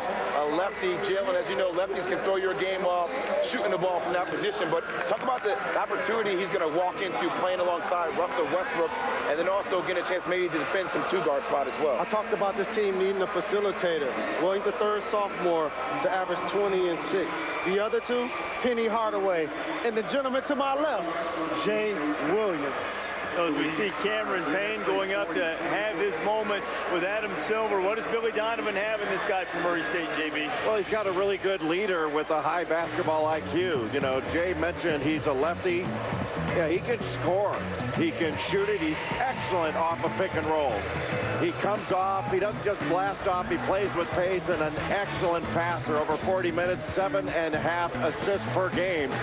That shot needs to be fixed a little bit. I mean, he's a good shooter, but it's a low release point on that shot. But I think that's something that he will remedy easily. Plays in the open floor. He is easy to play with, makes really good decisions, but his combination of scoring and passing is excellent. Good athlete, has good defensive potential as well. Reminds me of Brandon Jennings. You say lefty, you say can do it off the dribble, plus distribute. Brandon Jennings lit the league on fire when he first came in. Had a 55-point game earlier. Before he got injured this year, had a couple of triple-doubles. Now this young man can take the basketball and some of the pressure off of Russell Westbrook, have him and KD playing off the basketball, and they can be in attack mode. So Cameron Payne, hey, Jay, he's going to have plenty of time. You see him take a selfie after he got picked. He'll have plenty of time in practice to figure out that shot. But in the games, Kevin Durant and Russell Westbrook to take a whole lot of the shots. Cameron Payne with Shannon. Thanks, Reese. You know, Cameron, you've said when you first started Murray State that the NBA, dreams of getting here, that wasn't even on your radar. So why can you be the next mid-major success in the NBA? Man, I can be the next success because, I mean, I'm coming in with a chip on my shoulder. I'm coming in with, you know what I'm saying, no bragging rights at all. I'm coming in to do the dirty work. I'm coming in to do anything to survive and to provide for my family, and that's not going to stop. There is no ceiling for Cameron Payne. All right, there, Oklahoma City, that is your new player, Cameron Payne. Welcome to the NBA. Reese? You know, Cameron Payne thinks he is a baller because he's already talking about himself in the third person. And they say sky's the limit, but that's then they that's major conference stuff. Third person. Yes, indeed. Major. There's no such thing as mid-majors talking about themselves in the third person. You talk about yourself in the third person all the time. Yes, he does. Reese Davis will continue to tell you on this lottery. That lottery's over. Now the draft concludes. But yet, Hawks are on the clock. Footprints on the moon.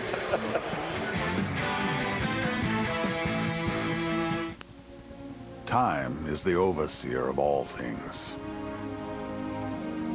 It sees men plan their dreams, sees them build their kingdoms. It sees them become legendary. Will you build an empire that lasts forever? Game of War. Play for free now from the App Store. We don't have the words to describe the refreshing great taste you'll find in every bottle of Sprite. But we do have the pictures.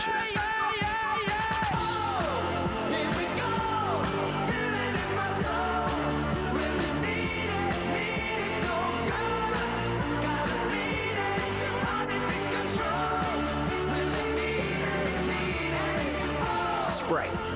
Clear lemon lime refreshment. The NBA Canada Series presented by Bell is back. See the Clippers versus Raptors in Vancouver. Timberwolves versus Bulls in Winnipeg. Timberwolves versus Raptors in Ottawa. Wizards versus Raptors in Montreal. For tickets, visit NBA.com. Think our car will sell because I posted it for free on AutoTrader? Or because my boyfriend rented that thing? Looks amazing! Anyone can buy and sell like a pro with AutoTrader.ca.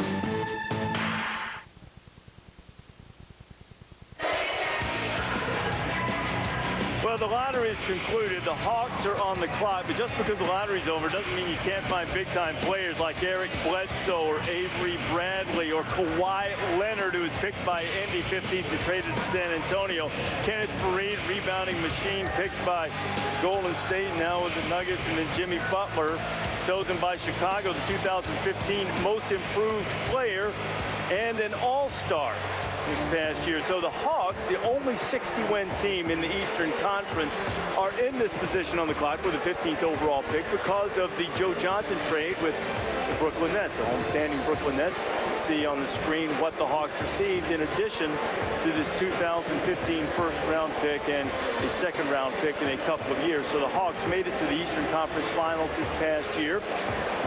Got swept by LeBron James and the Cavaliers. What do the Hawks need to do with this pick? Well, you got Paul Millsap and DeMar Carroll. Both of those guys are free agents. You bring Paul Millsap back, but if DeMar Carroll is asking for too much, I think this pick allows you to go with a guy like a Rondé Hollis-Jefferson, a guy who could be a defender, guard, multiple positions, maybe the 3 or the 4. And also, his offense is still in work, but he can drive and attack the rim, almost give you the same output as DeMar. I'm looking at Bobby Portis or Kelly Oubre.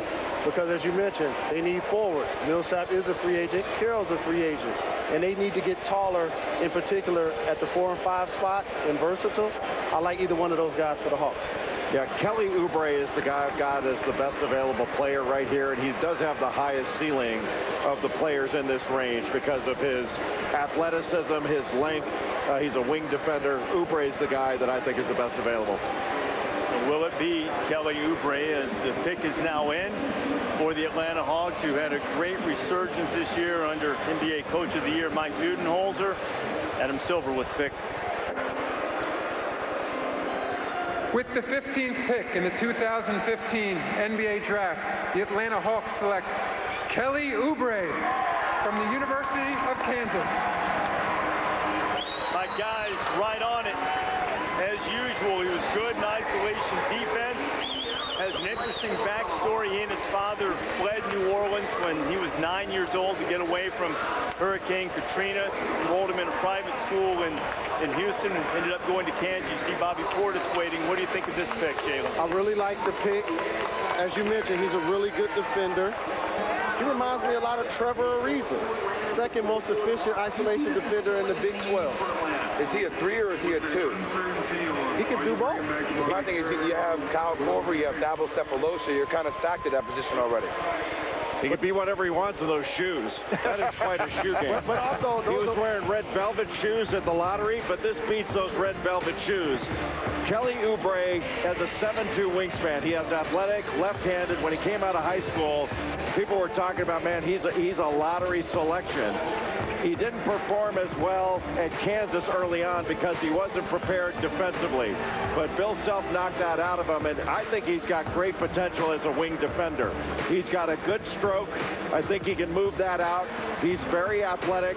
I think he's got a very good upside in the NBA. If he really gets his motor revving a little bit higher and learns how to work, I think he has learned how to work hard, but if he continues to do that, I really like Kelly Oubre at this spot. And though I buried the lead, Trevor Ariza, as I mentioned, a three-point shooter in half court, in transition, can guard multiple positions, can catch a lob, is fearless. And you mentioned Cephalosha and Korver on the roster.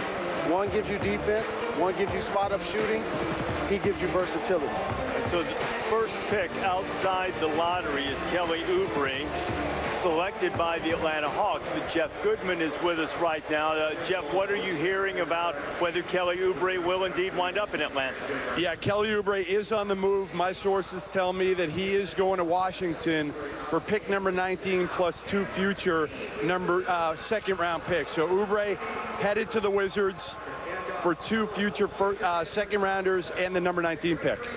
Again, just to clarify how things work with the NBA on draft night, Jeff is working his sources and getting the information from his team sources. No trade is official until it is approved by the NBA. They have to look at how salaries match up and contracts and all of that type of thing to fit under the salary cap.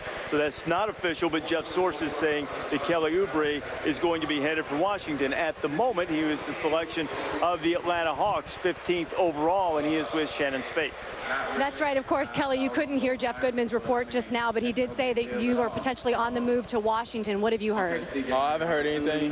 You know, whoever gets me is getting a jewel. You know what I mean? I feel like I'm still in this draft. I'm ready to win the championship, and whatever team gets me, we're winning the championship, and you know, I'm ready to put the work in to do so. You said your approach to the whole pre-draft process was to make teams fall in love with you. What do you think you showed them? You know, I showed them that I'm relentless. You know, a lot of teams passed on me, but that's fine. You know, they made great picks, a lot of great guys in this draft. But, you know, whoever winds up getting me, you know, I'm definitely going to give them 110% effort to pretty much show everybody what I can do and, you know, show that I can be great one day. And whoever gets him, they're also going to get some very fancy shoes. Take a look at the kicks. I'm surprised people are even getting close to you with those things on your feet. Those are fancy. I came in with a chip on my shoulder. I came in the if you actually wore those spikes on that shoe, if you dribble a ball off your foot, deflate the ball in Tom Brady-esque fashion, all of a sudden instantaneously. Oh, that's just wrong. Already with the Tom Brady reference. Wow. That is appeal. Appeal and everything. Hey, you're a guy who loves the shoe game. You've got some pretty good ones you're rocking tonight. He has a picture of himself on his socks. Who does that? Show the socks, JB. Come on. Show the people what they want. This isn't about me, but it should be about me. How about he's a jewel? He says he's a jewel. Well, he's got jewels on his shoes. Look, I think he's going to be a good player, but he does have some steps to take. He's got a ways to go before he's there. He's definitely a work in progress, but you got to like the confidence. You know, Jay, you said one thing in particular that really stood out. He has to learn how to work. And I think if he can appreciate how to work, I think he could be a great fit for a team. You talk about Washington, who knows if they're able to keep Paul Pierce. You talk about how much younger they can get that small forward position. Him and Otto Porter could be a great little tandem. I compared him to Trevor Ariza. The Washington Wizards just lost Trevor Ariza a couple of years ago. Paul Pierce has gotten a lot older. This is a really good pick for that basketball team. All right, the Celtics are on the clock now. They have about a minute to make their pick. They have 2 first-round picks in this year's draft. Tom Penn's back with us now. Tom, what do you see from the Celtics right now? Yeah, get used to this over the next few years. The Celtics on the clock. Look where they are as a franchise and what Danny Ainge is ready to do. They have $23 million in cap room. They have Marcus Smart, who they picked last year. But here's the interesting part. Look at these draft picks, and here we go. They can pick 2 in this draft, right? One of them is because they traded their coach, Doc Rivers, for a pick. Then Danny Ainge got all these future picks. 3 and 16, 17, 2 and 18. Those came from Paul Pierce and Kevin Garnett coming here to Brooklyn. They're long gone from Brooklyn, and here comes the reward. They also sent Rondo to the Mavericks. Danny Ainge is poised to do something special because he's got all these assets, that cap room. It's going to be really interesting to see what goes on in Boston. And really a terrific job done by another former college coach, Brad Stevens of Butler, who's fit in very well in the NBA with Boston, Jay. Yeah, I mean, if you're looking for best available player here, Bobby Portis of Arkansas is available, and then Sam Decker of Wisconsin would be the 2 guys that said those guys are the best available. And then Jaren Grant is a guard and a scorer from Notre Dame. I would be looking between those 3 players. Well, you just got Avery Bradley a couple years ago. You got James Young. I think Bobby Portis could be the right fit, considering Brandon Bass is the unrestricted free agent. I say Sam Decker because they really need three-point shooting. He has toughness. I say he should be their pick. You see those 2 guys. First we saw Bobby Portis. There's Sam Decker, the star at Wisconsin. Bobby Portis had a terrific year at Arkansas this past year. Will the Celtics go with Decker? Will they go with Portis, or an entirely different direction? The Celtics have 2 first-round picks. First one 16th overall. Adam Silver, with what franchise Larry Legend helped build, will do. With the 16th pick in the 2015 NBA Draft, the Boston Celtics select Terry Rozier from University of Louisville. Terry Rozier averaged a little better than 17 points per game for Rick Pitino this past year. I really shouldn't be surprised by this, Jay. I was sitting beside a Celtics scout when Rozier was a freshman, and they were in love with him early in his first year at Louisville. Well, he's so dynamic. He's absolutely a bullet. He's explosive. He's fast. It's like trying to guard a bowling ball when it's going down the alley to stay in front of him because he stays so low. But he's been playing the 2-guard position. Hasn't played much point and doesn't, I'm not sure, projects as a point. He's probably going to have to play it at his size, but Rozier can really defend. That's where I think he's special. He can really guard. Strong body, combination guard. Here's one for you. Eric Bledsoe of the Phoenix Suns. Not necessarily the guy that's going to get you 10 assists. He's going to give you effort on defense. Can score the basketball, and a capable shooter. Isaiah Thomas is going to have some help scoring the basketball, huh? You raised your eyebrow a little bit, though. Do you like the pick as you see where Terry Rozier would fit in on the roster right now? On my big board, I had Jerry and Grant going before I had Terry Rozier. But, you know, if Boston loves him, I mean, he's a guy that can play alongside Isaiah Thomas, Avery Bradley, Marcus Smart. They have a plethora of guards. The Celtics, though they're in the Eastern Conference, they made the playoffs, and they turned Evan Turner into an asset. He actually played well late in the season. You put this player in there, they feel like he probably could duplicate that, if not exceed it. I mean, they're stockpiling at the guard position, so the Celtics, as Tom alluded to, they can make a lot of moves. Right. And the only downside is he's small and he's not a great shooter. But he is a great defender. Gets deflections, gets steals, can stay in front, can guard 94 feet. Defensively, he's the real thing, and he's so explosive as an athlete. And all of this time leading up to the draft, after the Celtics were eliminated from the playoffs, we heard they were going to be active. They stockpiled assets in the backcourt. Will they move any of them? Milwaukee Bucks on the clock. Who goes with Jabari Parker coming up? You're watching the 2015 NBA Draft, presented by State Farm. Time is the overseer of all things. It sees men plan their dreams, sees them build their kingdoms.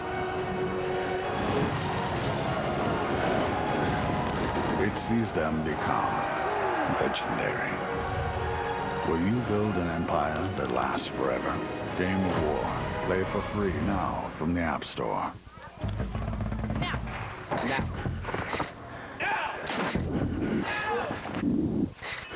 2, 3, maintenant.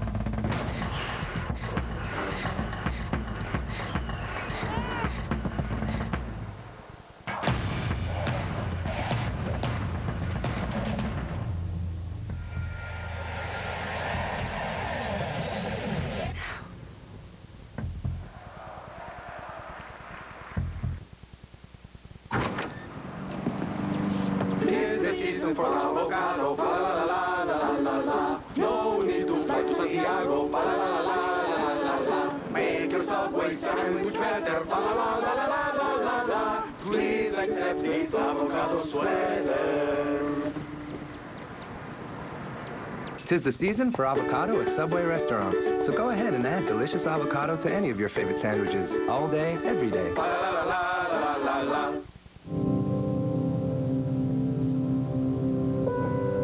See life like detail. See blacker blacks and brighter brights. And see more colors than ever before. The next generation TV. The all-new SU HD TV. Only from Samsung. See more. Feel more. Where's he going?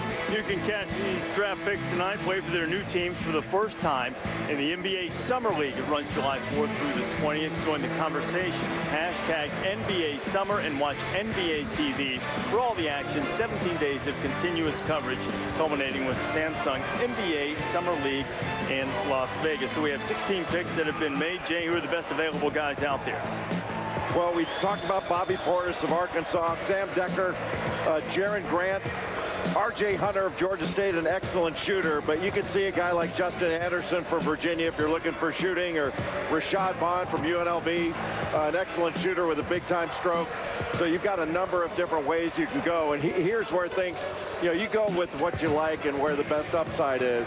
And some of these shooters, you can have some real upside here. Now, I know you can't make picks at this level on sentiment, but there have to be some fans hoping the Bucks will take the former Sheboygan Lutheran and Wisconsin standout Sam Decker, who's still on the board. Andy Katz is there. Andy, what are you hearing about Sam Decker and the Bucks, if anything? Well, earlier today I communicated with the Bucks, and they were not going to draft Sam Decker. At least that wasn't their plan. And speaking with Todd Decker, Sam's father, just now, he never felt comfortable with his son going to Milwaukee. He kind of want to get out of the area, get out of the state after going from Sheboygan to Wisconsin. And I just recently spoke with Sam sitting over there. He says, look, I'm very anxious.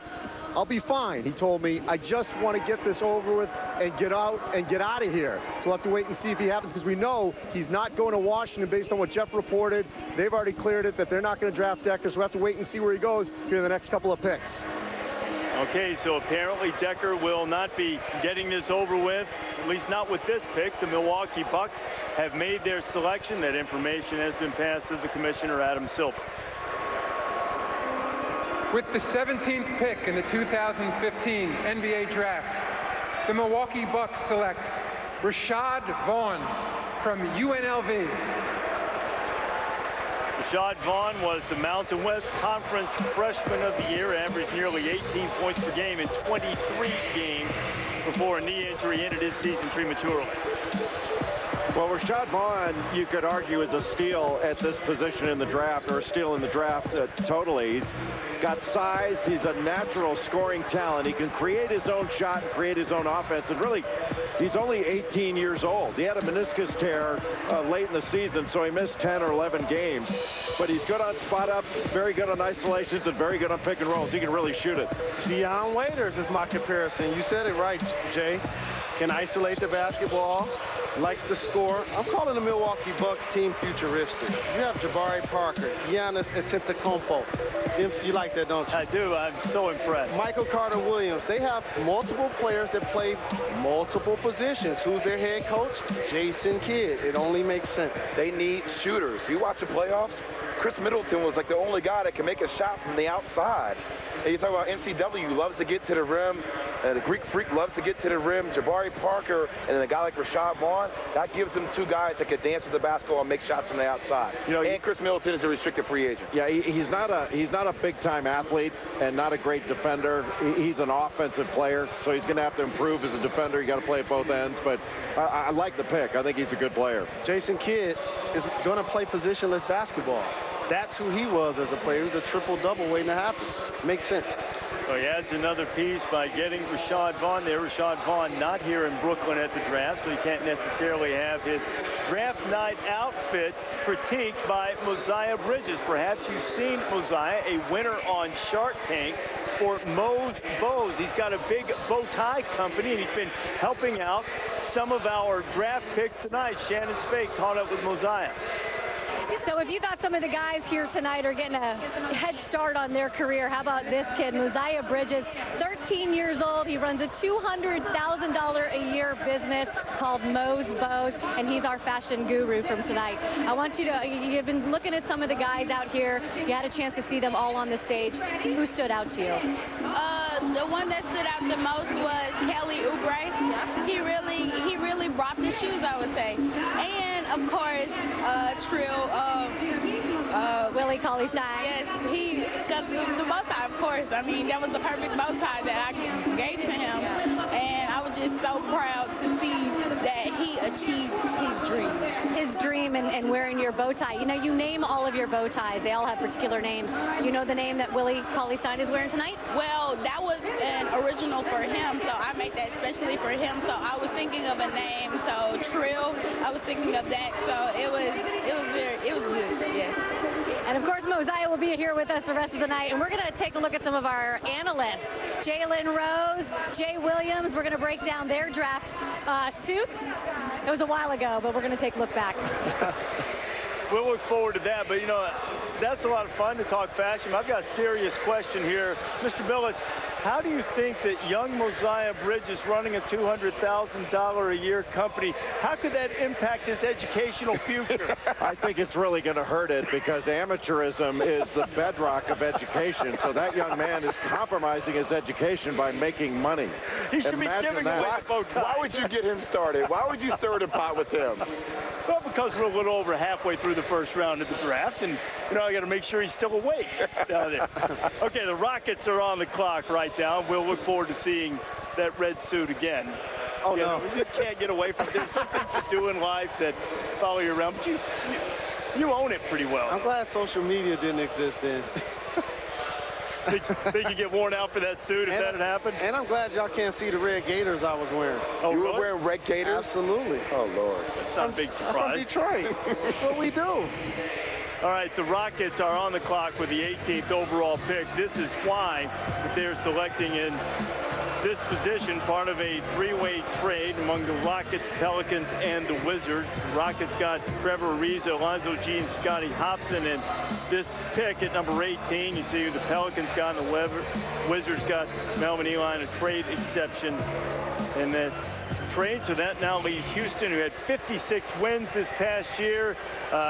They've got James Harden. They've got Dwight Howard. What do they need to do with this pick? Creators. James Harden, while he was an MVP candidate in their final game, he had 13 turnovers. Had to do too much with the basketball. How about Grant right here? Exactly. Somebody that could take the basketball out of his hand. If I'm Houston, that's who I pick. Patrick Beverly was hurt. He was a restricted free agent. Jason Terry is serviceable, but he's a little bit older. They need a guy like a Jerian Grant that can get the whole motion stirred and started for that team. With Jaren Grant along with Pat Connaughton. We'll wait and see when we hear Pat's name called later from Notre Dame. Led the Irish on a terrific run to the ACC Tournament Championship and came within a Jaren Grant shot of perhaps going to the Final Four in the Elite Eight game against Kentucky. Jaren Grant has really enhanced his status, Jay, after a year in which he had the academic difficulties, was away from Notre Dame, and came back strong and really enhanced his stock. Well, he can really score, and he can score in a variety of ways. He didn't shoot the ball as well from three as he did in past seasons. He shot over 40% the year before, but this year just under that. But he can come off pick and rolls. He is excellent at creating his own shot.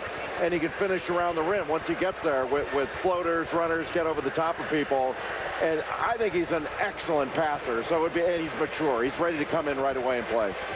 Jaron Grant, a little bit older player. Of course, he has the bloodlines from his father and uncle who played in the league. Houston has made his selection. Let's go to the commissioner now. With the 18th pick in the 2015 NBA Draft, the Houston Rockets select Sam Decker from the University of Wisconsin. So Sam Decker's wait is over. He had a splendid performance in the NCAA tournament, particularly in the Elite Eight against Arizona, also the national semifinal against Kentucky. Hit the shot that put Wisconsin ahead to stay and led them to the national championship game. Well, Houston made more threes than any other team in the league. They average around 11 per game. I think Sam Decker is also a three. With Corey Brewer being an unrestricted free agent, he's the guy that gives them, validation at that position, and he can knock down the tray. Josh Smith was picked up during the season by the Rockets after being waived by the Pistons, and he was second in usage on that basketball team since being acquired. They need more playmaking. Sam Decker, I had him rated as the 16th best prospect, so he lasted a little bit longer, but he's within that range, and he's a streaky shooter. He's 6'8", an excellent athlete, can put the ball on the deck, handles the ball well. Not really a post-up player, but he can get hot and make shots, and he plays well in an up-tempo game. Obviously played at Wisconsin where they don't always play up-tempo, but they certainly can. But last summer at the LeBron James Skills Academy, John Lucas ran the college workouts. He has a 12-second shot clock he likes to use, and Decker thrived. He was the best player there. Wally Zerbiak, you mentioned he can shoot the basketball. You saw him driving. You saw him doing it off the dribble. That's my comparison, hitting the three. Houston loves to get up and down the floor. He's going to be able to change into the floor along with Trevor Ariza running the wing and James Harden. This is going to be a good fit for the Houston Rockets. Decker said this week that he thought he could be the best player in the draft. You like the confidence. What do you see as his ceiling in the NBA? I think he has a very high ceiling. I think the Houston Rockets got a gem. He's still around for the 17th pick. He's the 18th pick, excuse me. He's a guy that you imagine playing along a guy like James Harden. All you got to do is run the floor. James Harden's going to make you look great. You're going to get wide open shots. Houston made it to the Western Conference Finals. Now they had a guy who made it to the national championship game, Sam Decker with Shannon. That's right, Reese. And Sam, you told Andy Katz a few minutes ago that you just wanted to get it over with and get out of here. What's been the most difficult part of the night for you? I think just waiting, because you feel like you deserve to be up there. And, I'm completely grateful. I'm so excited to be part of the Houston Rockets. There's no words really to describe being drafted. I'm just trying to enjoy it now and just having a smile on my face. Aaron Rodgers is one of your friends. He sent you a text when you were sitting over there. What did it say? Oh, he's telling me to smile. He said, be patient. You're going to a playoff team. And look what happened. I'm going to a playoff team, so I'm not worried. Patience pays off. God has a plan, and look where I am. It's a great spot. Never lived anywhere but Wisconsin. You could probably throw out some of those coats if you're heading to Houston.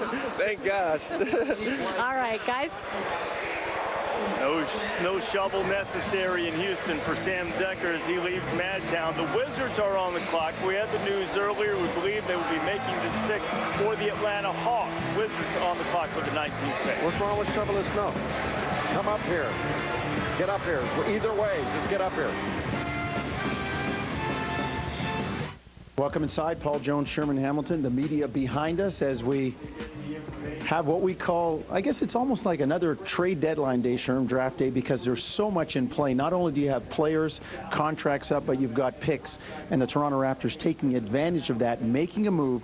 Gravis Vasquez traded to the Milwaukee Bucks for a pick coming back to Toronto through the LA Clippers in 2017. That is a first-round pick and a second-round pick in this current draft. Sherman, sure changes the look at the point. Well, it does. And you look at the Raptors, they were pretty thin this season at the point guard spot, and we saw that. And Gravis Vasquez provided a lot of pump for that position. But obviously, Masai Ujiri made this contract understanding that he wanted flexibility.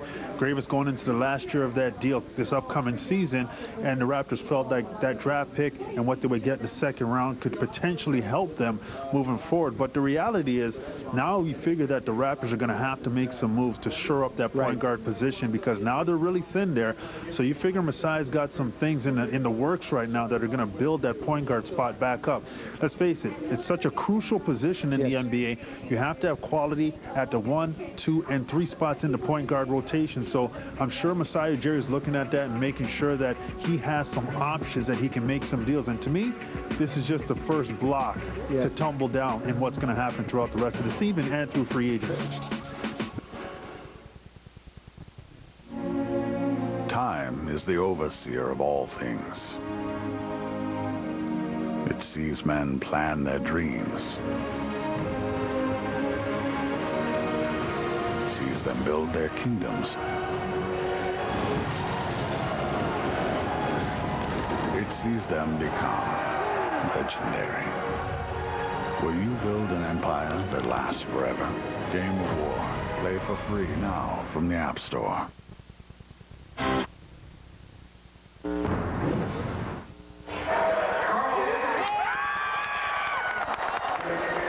Congratulations, thank you so much. Unbelievable. Oh, thank you so much. Appreciate it. Take a big deep breath now. Woo! K-A-T, cat. Karl Anthony Towns going #1 overall to Minnesota. We are now at the 19th pick. Washington, who, according to news Jeff Goodman reported earlier, perhaps picking for the Hawks here. The Wizards would pick at number 19. With the 19th pick in the 2015 NBA Draft, the Washington Wizards select Jaren Grant from the University of Notre Dame. So Jaren Grant continues a family tradition. His dad, Harvey, was selected by the Bullets. 1988 out of Oklahoma. Of course, his uncle Horace was the 10th overall pick by the Bulls. His brother selected in last year's draft in the second round by Philadelphia out of Syracuse. And Jaren Grant will be 23 by the time the season starts. Selected by Washington, but apparently on his way elsewhere. An excellent scorer. You know, he knows how to score. A guy who's a streaky shooter but has good range.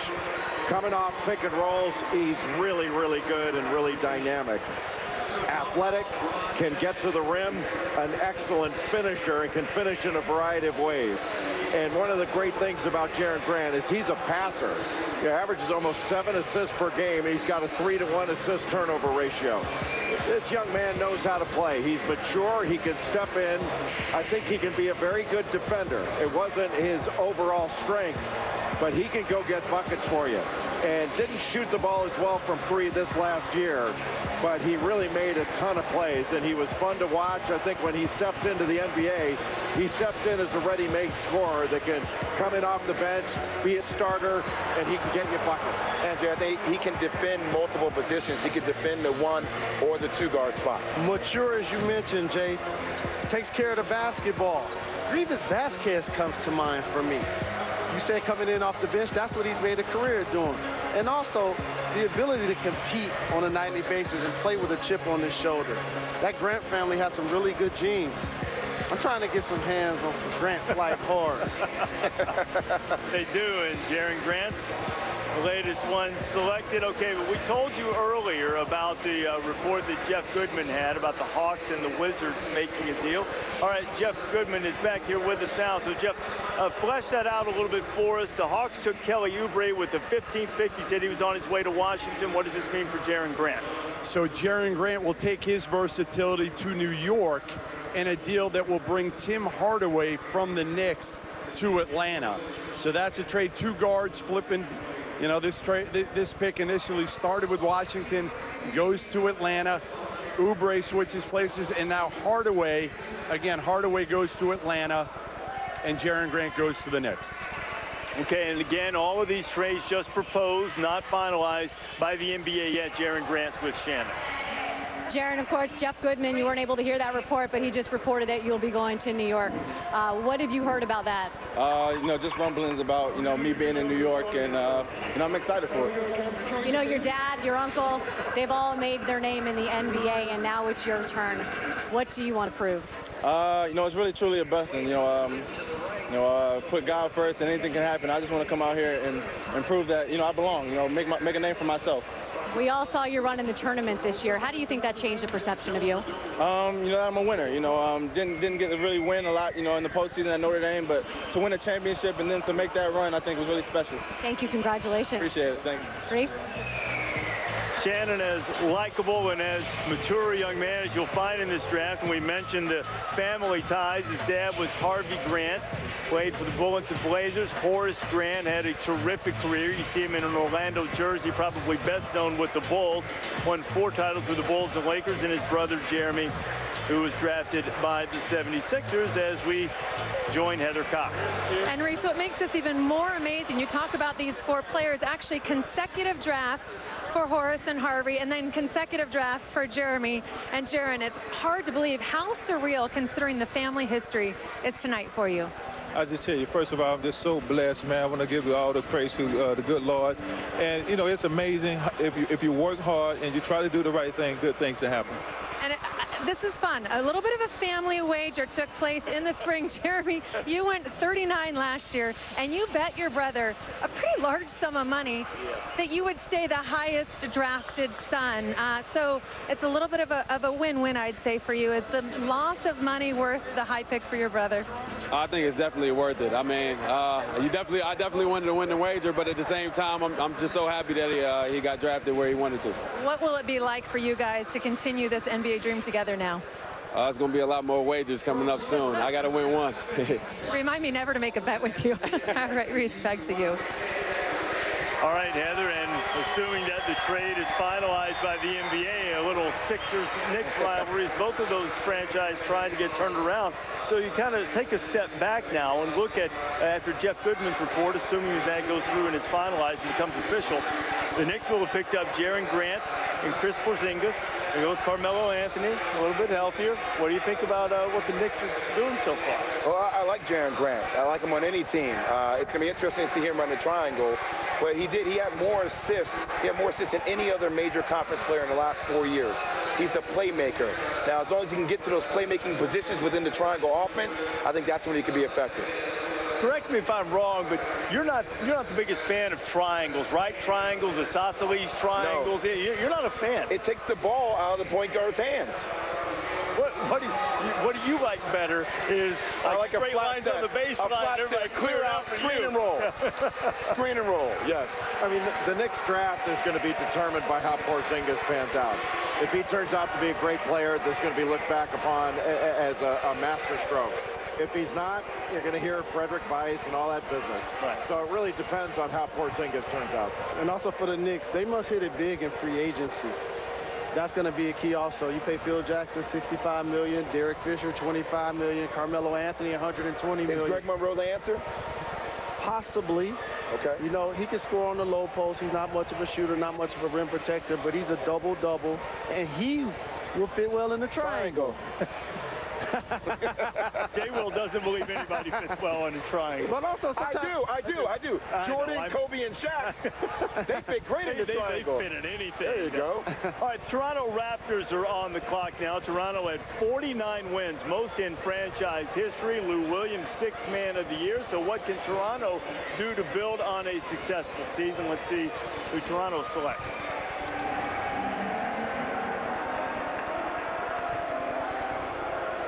With the 20th pick in the 2015 NBA Draft, the Toronto Raptors select DeLon Wright from the University of Utah. DeLon Wright is the first Ute to be drafted since Andrew Bogut, and dare I invoke the name of Bob Cousy? I will, because he won the Bob Cousy Award as the nation's best point guard. Dare I invoke the name Bob Cousy? Well, DeLon Wright is a tall point guard. He started out as a junior college player, went to Utah. He's a defender and can really guard, and he is very good in pick-and-roll situations as a ball handler, very efficient. Now, he's not a great jump shooter. He shoots about around 33% on jump shots. He's been inconsistent with his shots, but he's in the top 10 in the Pac-12 in scoring, assists, and steals. I think he may be the best defensive point guard in this draft. He rebounds, he can block shots. And with his size and the attributes you mentioned, remind me of Jordan Clarkson from the Los Angeles Lakers. As you see the athleticism, the ability to finish at the hoop. Obviously, he's going to have to continue to work on his game and work on his jump shot. But these two young players should have a pretty good impact in this league. With Repêchage Vasquez being an unrestricted free agent, Lou Williams being an unrestricted free agent, I think he provides depth at that point guard position or the shooting guard. So he's not going to start over Kyle Lowry or DeMar Rosen, but he provides depth. And how about this? We have back-to-back picks with very strong family ties, as you see where Delon Wright fits in with Kyle Lowry and DeMar Rosen, Terrence Ross among others. Delon Wright's brother is Darrell Wright. He was selected 19th overall by the Heat in the 2004 draft. He has an NBA championship ring. He's played with Golden State. Also spent some time with the Blazers and with Philadelphia. He's right now with the Portland Trail Blazers, averaged about 5 points per game recently. All right, there is the Knicks' first pick, 4th overall, Chris Porzingis. Phil Jackson will tell us why he picked Porzingis at number 4. Ready? Ready. 1, 2, and 3.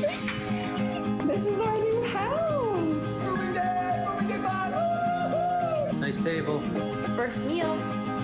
Home. You want to run around and play? This is very awesome, Dad. When you're ready to move, we're ready to help. Honey, we're here. We're home. Let's make your someday happen with the help of employee mortgage pricing. Now you can save just like an RBC employee. Buying a car? Get the free AutoTrader app.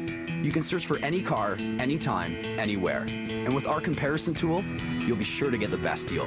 Anyone can buy and sell like a pro with autotrader.ca.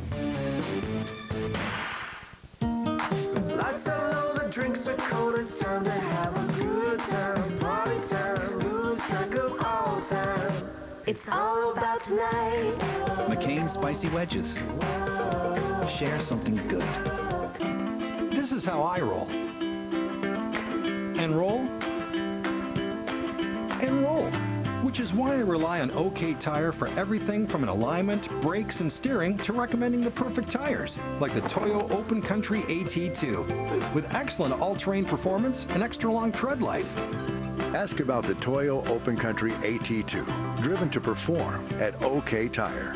Maintenance, repair, and tires.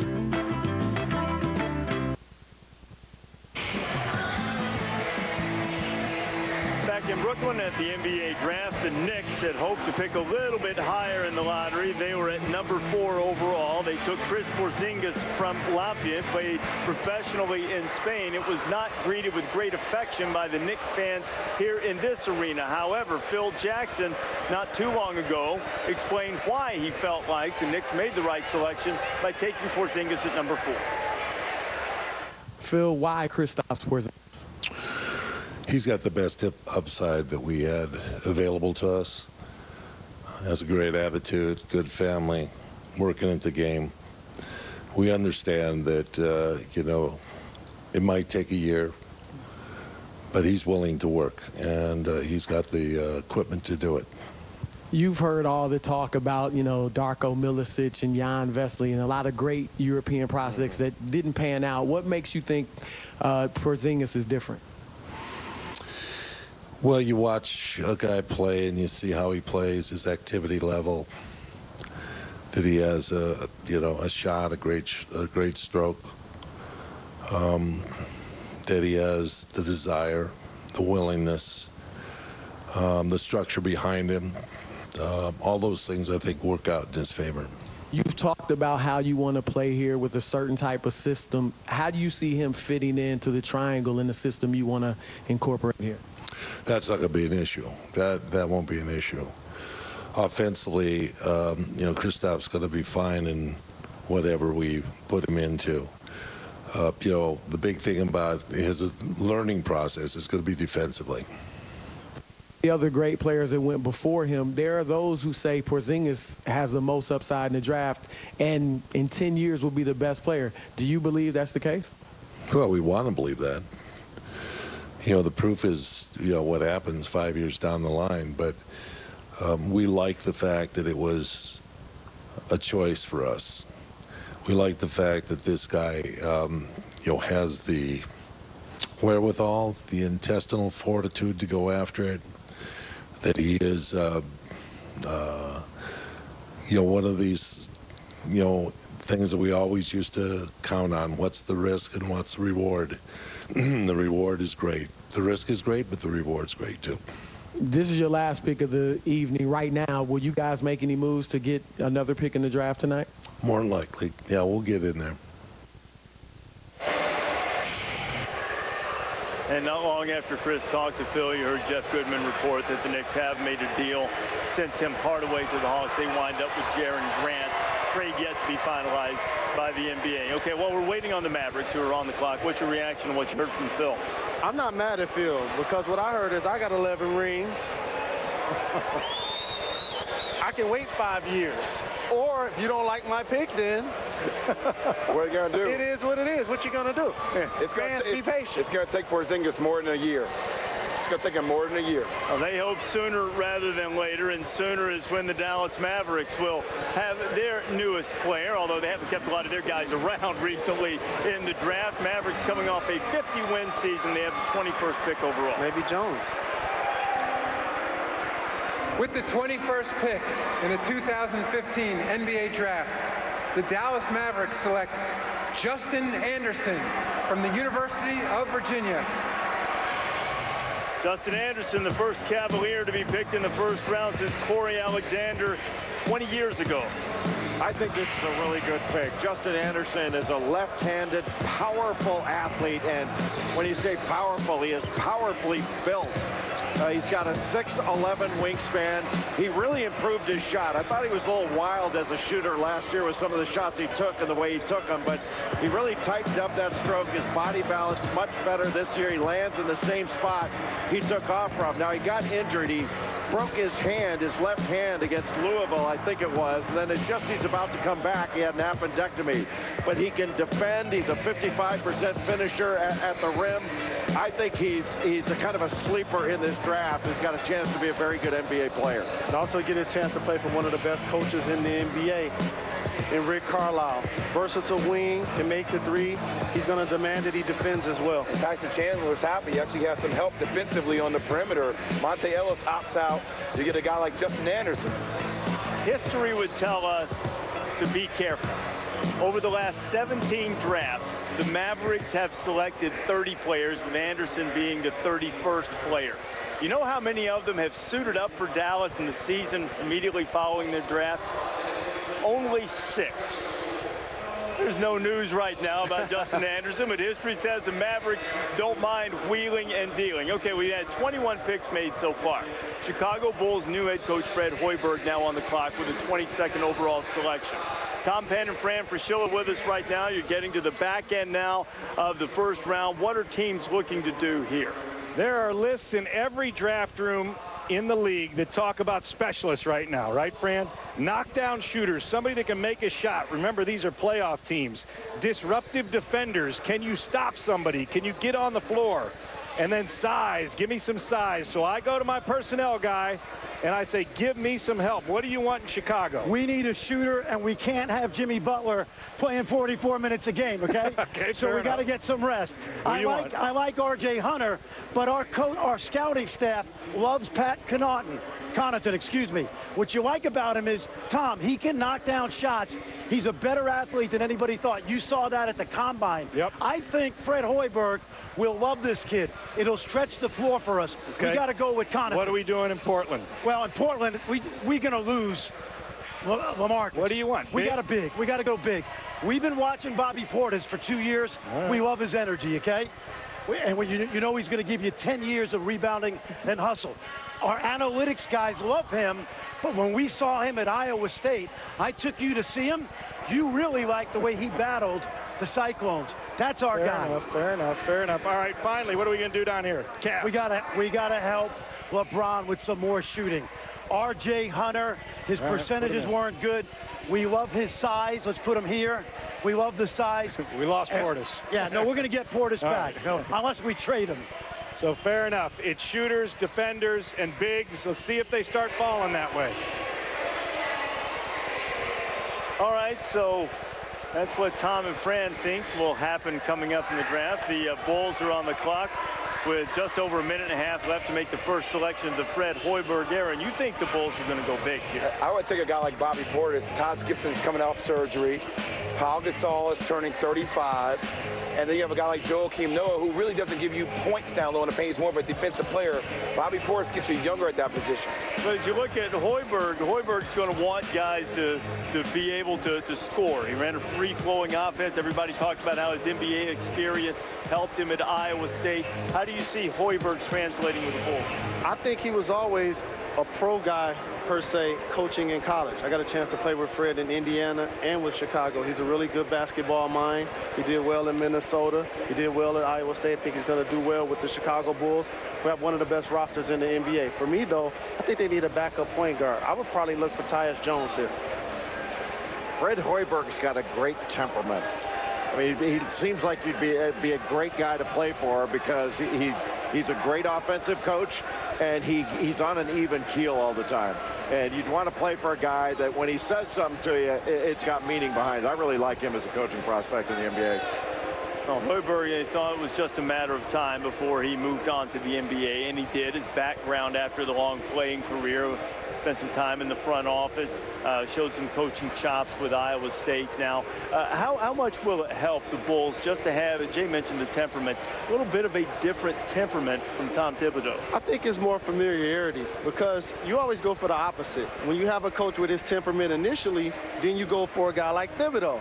Now when you have Fred Hoiberg, after a while, people are going to talk about his temperament not being mean enough to the player. So you really can't win. Thibodeau is a really good coach. And also, there's a tie here. Gar Forman, Fred Hoiberg, they have Iowa State in common. It's going to help them out offensively, I can tell you that. And that's going to help them make decisions because they're going to be in accord. All right, so we'll see who the Bulls are going to take at 22nd overall. The pick is now in. Let's go up to the stage and the podium where Adam Silver will make the announcement. With the 22nd pick in the 2015 NBA Draft, the Chicago Bulls select Bobby Portis from the University of Arkansas. Bobby Portis, the SEC Player of the Year, mentored since he was a young player by Big Nasty Corliss Williamson, also a former Arkansas Razorback. Now Bobby Portis, after a season in which he averaged 17 points and nearly 9 rebounds per game for the Hogs, goes on to start his pro career with the Bulls. You nailed it. I know. Well, they give you the low post scoring that we were talking about before. And Joakim Noah is one of the top defenders in the league. He's battled through injuries this year. He doesn't give you the same offensive output that you need from a low post position. And we saw in the playoffs, Paul Gasol was hurt. They struggled with that half-court play down low. He plays hard. That's what you love about him. He just goes after it. There were 3 guys in college basketball scored over 600 points, grabbed over 300 rebounds. Jahlil Okafor, Frank Kaminsky, and this guy, Bobby Portis. He's 6'10". He's got a 7'2" wingspan. He can go over either shoulder in the post. He's got a really good turnaround jump shot over either shoulder in the post. And not everybody has that. They usually go over their strong side shoulder, but he can go both ways. Not a crazy athlete, but a good rebounder. And I think because of his work rate, he's going to be a good NBA player. Did you say 6'10" and versatile? I'm going, Look up front for the Chicago Bulls. They've done a real good job adding Mirotic, adding McDermott. You mentioned Noah. And also Paul Gasol's gotten older. So you add this young man to the mix, he's going to be a performer right away. So Bobby Portis goes with his 22nd pick to the Chicago Bulls, and he's with Shannon. That's right, Reese. And as a sophomore, he was the SEC Player of the Year. You're going to a playoff team with a roster full of veterans. How do you think your youth can contribute right away? I think I'll fit in well with them. You know, they have Paul Gasol and Tyus Gibson there. You know, I'm going to back those guys up or even try to start, you know, and just try to learn from them a little bit. Thank you so much, Bobby. Congratulations. Thank you. Reese? All right, Shannon, so the Portland Trail Blazers are now on the clock. Just under 4 minutes left to make their selection. When we come back, coverage of the 2015 NBA Draft, we will revisit a very special moment from a draft a year ago. Like in a three-piece suit. The 2015 NBA Draft, presented by State Farm, is brought to you by new Shell V-Power Nitro Plus Premium Gasoline, Corona, who invites you to find your beach, and Sea-Doo. Find the watercraft that's right for you at seadoo.com.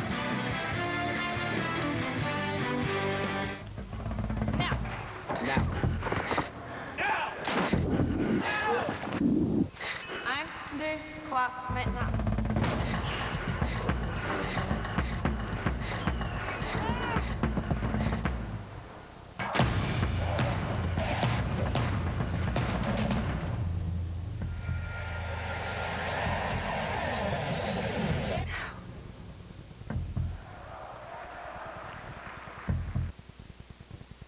It's all here. Your shrine to the weekend. A mere 48 hours to play. Do you ride? Trek? Glide? Or do you drive?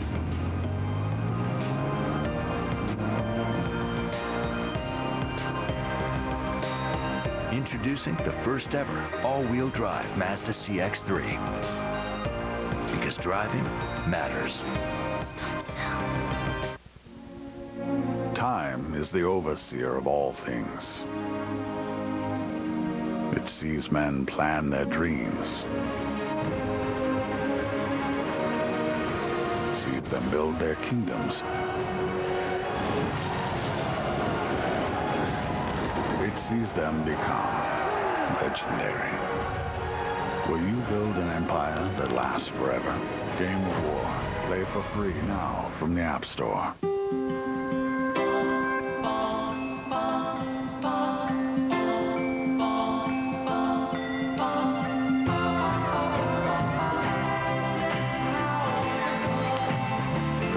Shopping to shopping online. No credit card is more accepted than MasterCard. Because turning the everyday into days that change everything is priceless. Proudly accepted at Walmart.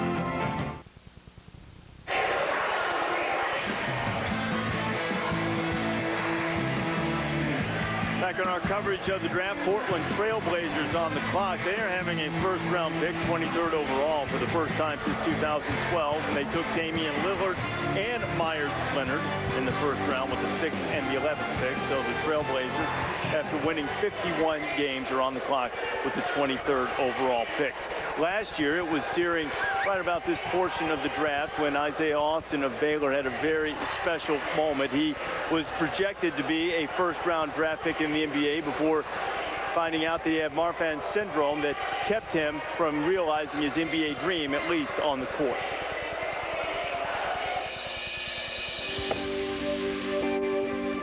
In the 2014 NBA Draft, the NBA selects Isaiah Austin from Baylor University. Isaiah committed himself through endless hard work and dedication to a potential career as a professional basketball player, and we wanted to make sure he fulfilled at least this part of his dream.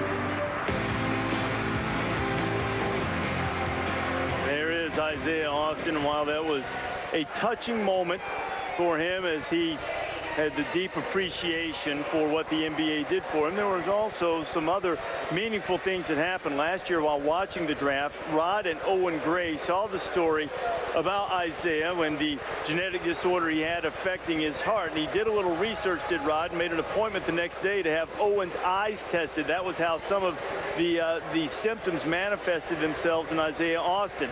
Multiple tests concluded that Owen also has the heart defect known as Marfan syndrome.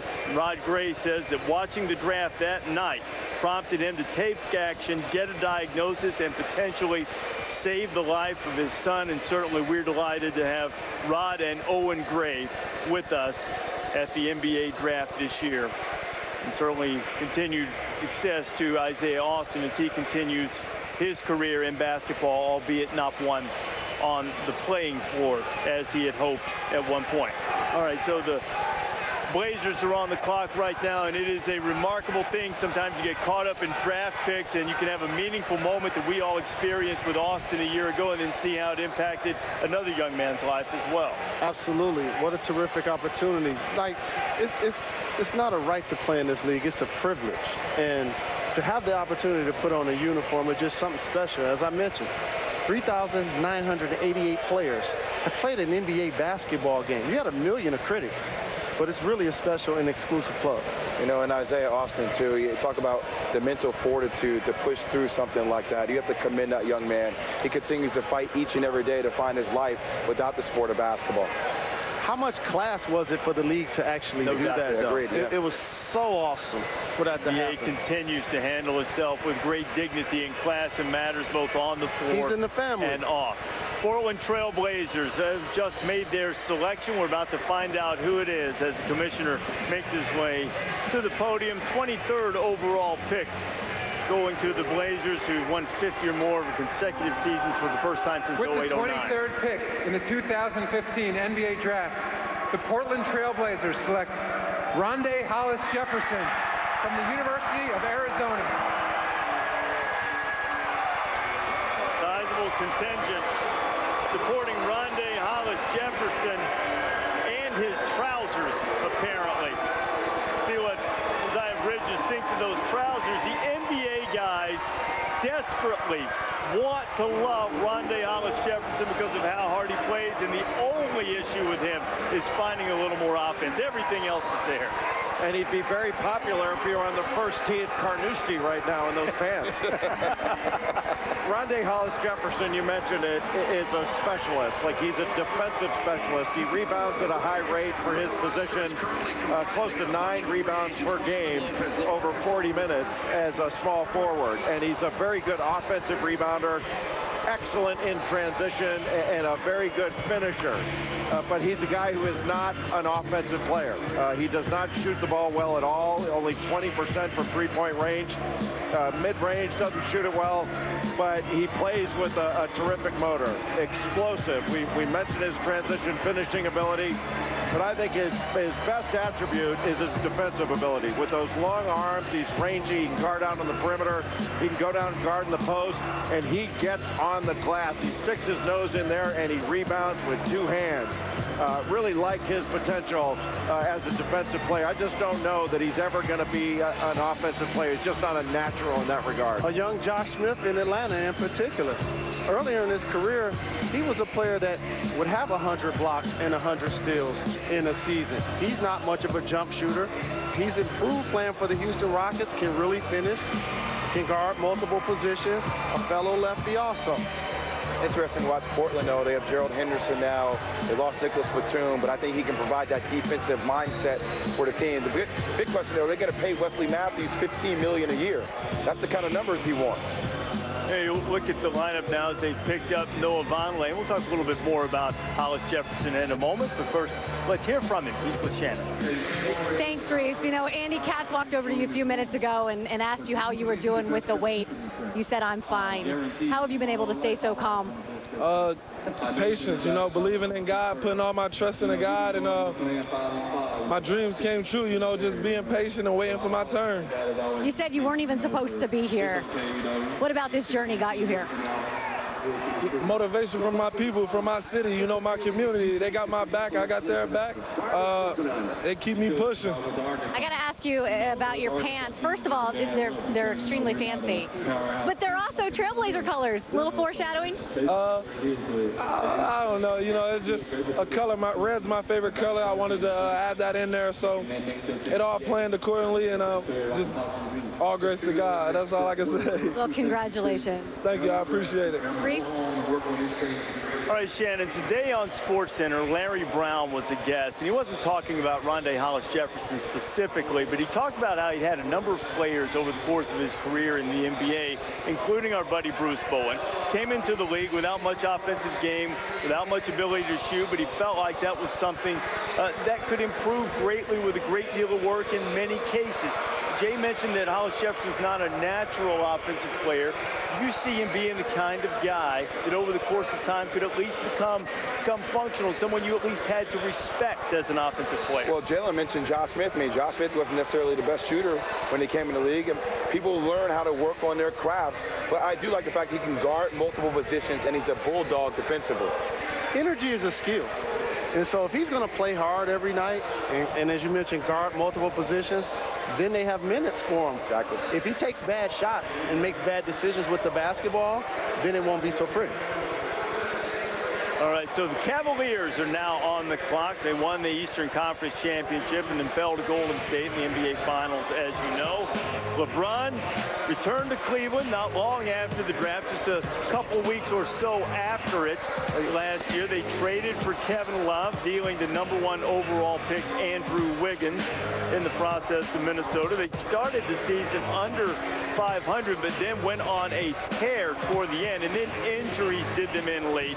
Kevin Love getting hurt in the playoffs, and then Kyrie Irving getting hurt in the finals, and ultimately it led to a 6-game series loss to Golden State in the NBA Finals. So Kevin Love, you don't know for sure what he's going to do. He's said that he's open and perhaps plans to return to Cleveland, but he's opted out of the deal, as everybody expected. Kyrie Irving is hurt. So what do the Cavaliers need to do here with this pick? First, they need to get more versatile. They ended the season, obviously, without Kyrie, without Love, with a team of specialists. You had Dellavedova give you defense. James Jones, Mike Miller give you spot-up shooting, along with J.R. Smith. And Shumpert give you defense. They need guys that could do multiple things to complement LeBron James. I think a guy like R.J. Hunter could be available here. He's a dead-eye shooter, considering J.R. Smith opted out. I haven't seen Tyus Jones. You can get younger at that backup PG role. I know people love Delly and Cleveland, but he's a third guard. But yeah, exactly. Tyus Jones is that playmaker. He can do things off screen and rolls. If you want a shooter, R.J. Hunter's the best shooter available right now. He's got a 6'11" wingspan. He's got ridiculous range. Like, he's a conscience-free shooter, but his range really extends out. Last year at the LeBron James Skills Academy, he shot it every time he touched it, but it was really kind of fun to watch. And he's a good passer. Like, he's an underrated passer, throws pocket passes. He's a good player. That's what his dad taught him to do. He's a family friend. I've known him since he's a kid. He taught him to be a thumper, and that's what he is. And if he gets to play with LeBron James, how awesome would that be? A lot of wide open shots. Absolutely. I hope to see that for him. Well, R.J. Hunter knocked his dad off a chair at the NCAA tournament. Ron Hunter, head coach at Georgia State. We'll see if R.J. Hunter is picked by the Cavaliers, whose time is now drawing to a close. 24th overall pick. A lot of changes here coming for the Cavaliers. Do you expect to see Kevin Love back with Cleveland next year? I do not. I think Kevin Love is going to find his way possibly back to the West Coast. I see a lot of teams talking about trying to get him in the Eastern Conference. If he leaves Cleveland, let me just say this. He's not staying in the East. He don't want to play against LeBron James and go back to Cleveland 4 times a year and mess around and have to face him in the playoffs. Why would you say he's going to leave? It's just because you have the best chance of winning a championship right there in Cleveland, right? Cleveland didn't win a championship this year. I understand that, but they also didn't play with K-Love or Kyrie Irving. I just think that when he got to Cleveland, his game was suppressed. What he brought to the team wasn't necessarily appreciated by the masses, and from public sentiment seemed like by his teammates, he almost seemed like an outcast.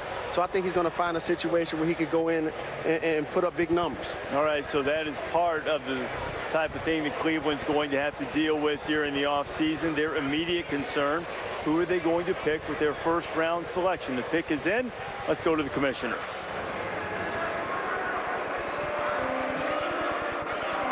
We have 2 trades to announce. The Atlanta Hawks trade the draft rights to Kelly Oubre Jr., the 15th pick in the draft, to the Washington Wizards for the rights to Jaren Grant, the 19th pick in the draft, and 2 future second-round picks. And the Atlanta Hawks trade the draft rights to Jaren Grant to the New York Knicks for the player contract of Tim Hardaway Jr.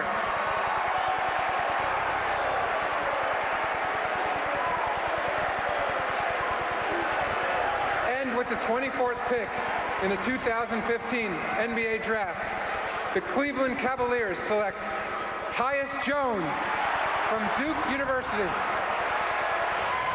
Tyus Jones, the point guard on the national champions. He's having a draft party back home in Minneapolis, or the greater Apple Valley, Minnesota area, to celebrate his first-round selection.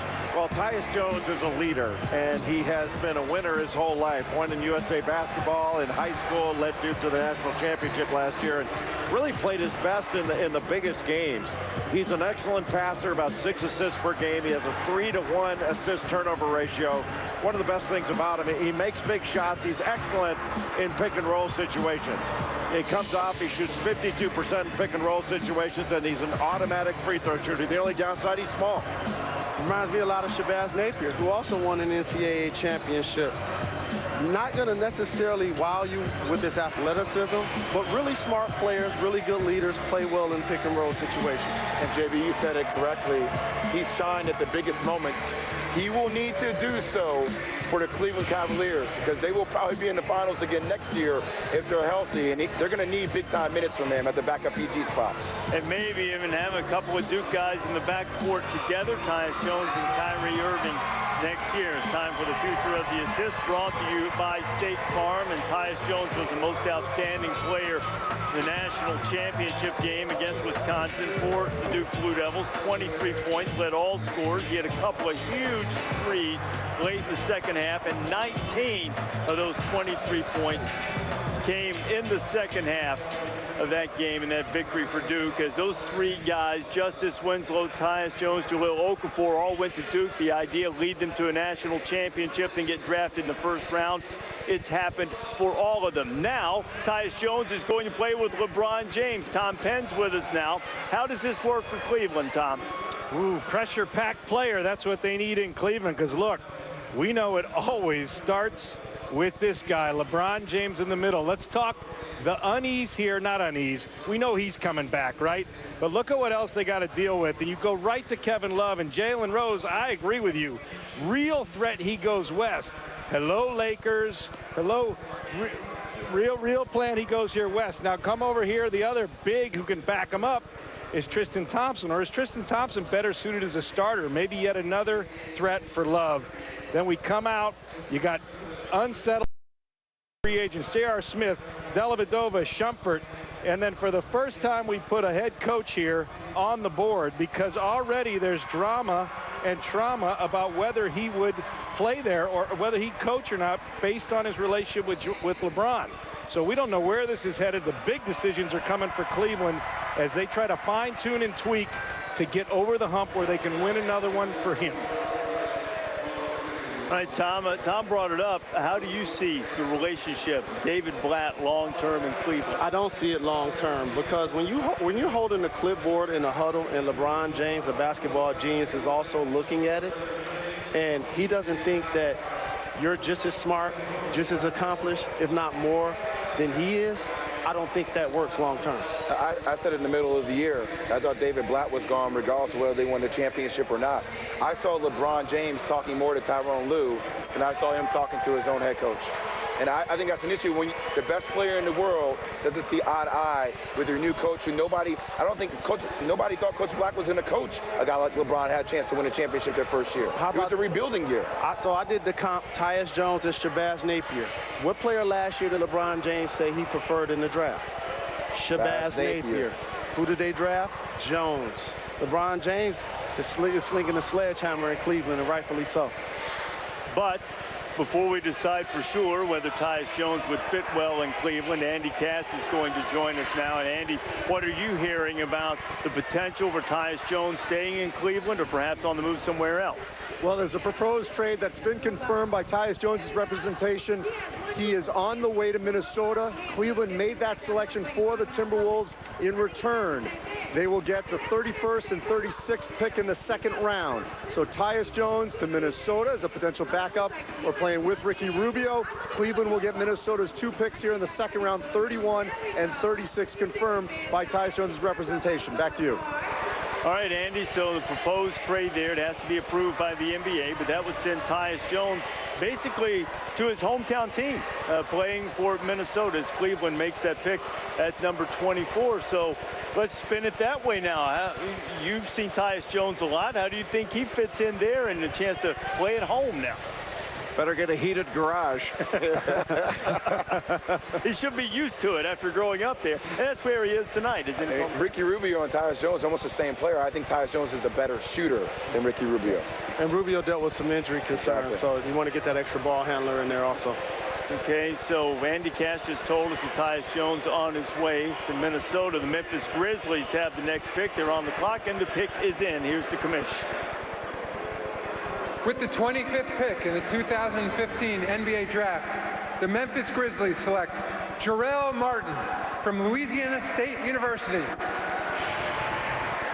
So Jarrell Martin is probably best known for between-the-legs dunk in a relatively close game against Florida this year, but he can do more than just show off in the open floor, James. He averaged 17 points a game, and really Jarrell Martin can play all over the floor. He's a versatile offensive talent. He's got a good handle. He uses fakes very well. He's a gifted athlete, both with his vertical and his lateral quickness. The one thing I think he needs to improve upon is his defense, and his effort on defense has been inconsistent. That needs to improve, but he's gifted, and he's got a lot of ability. You know, he played with Jordan Mickey alongside. With those two guys, you wonder why they didn't win a little bit more, but I actually had Jordan Mickey rated right with Jarrell Martin. Both those guys really good players. Size, explosiveness. You saw him finish with both hands. He has a real skill of scoring the basketball, getting the ball in the hoop. So because of that, I think he's going to have staying power. This is a really strong pick. So the Grizzlies take and they needed it. They need some offensive punch.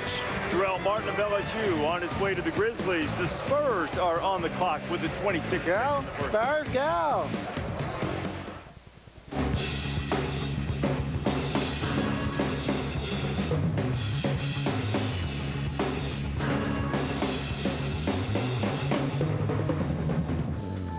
I was miserable. He snored so loud. Snoring was completely out of control. Snoring was definitely affecting our relationship. I wasn't going to get to sleep, and it was his fault. It made it hard on our marriage. After a while, it's just not worth it. Would you like to put a stop to the snoring? Then you want Pure Sleep. The first night he stopped snoring. The second night it worked, and the third night, and the fourth night, and I was about in tears because it worked. Now you too can stop the snoring instantly with Pure Sleep. The #1 snoring solution in the world with a 15-year track record and over 1 million units sold. Pure Sleep worked for me, and I recommend it to my patients. Common snoring is caused when the airway is constricted, causing the soft palate to vibrate. Pure Sleep is a comfortable mouthpiece which holds the jaw slightly forward, opening the airway so that the snoring stops. Just look at these CT scans of a person who snores. Here you can see the constricted airway. Now look how Pure Sleep opens that airway to stop the snoring. What's great about Pure Sleep is that it's adjustable.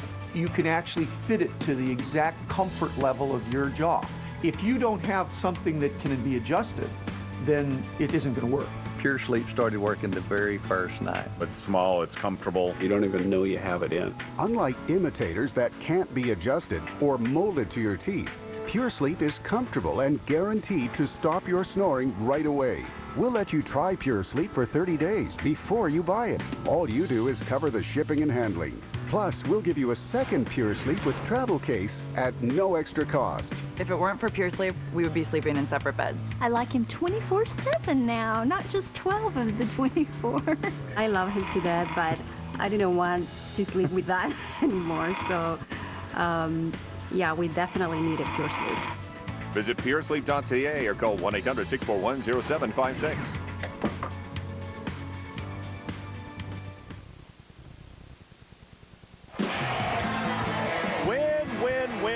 Win. That's all the San Antonio Spurs seem to do. They're on the clock with the 26th pick right now. For 16 consecutive seasons, they've won 50 games or more. Did not win a world championship this year. They lost in the Western Conference first round in 7 games to the Clippers. The big three starting to age a little bit. Duncan, Parker, Ginobili, but they do have 539 regular season wins. together. And second only to Bird, McHale, and Parrish. Kawhi Leonard was the NBA Defensive Player of the Year. This past years, he is starting to emerge as their star. And as mentioned, they lost in 7 games to the Clips in the first round. A rare early exit from the playoffs for the perennial champion Spurs. And they have their pick in right now at number 26 as we go to the stage. Commissioner Silver. R.J. Hunter.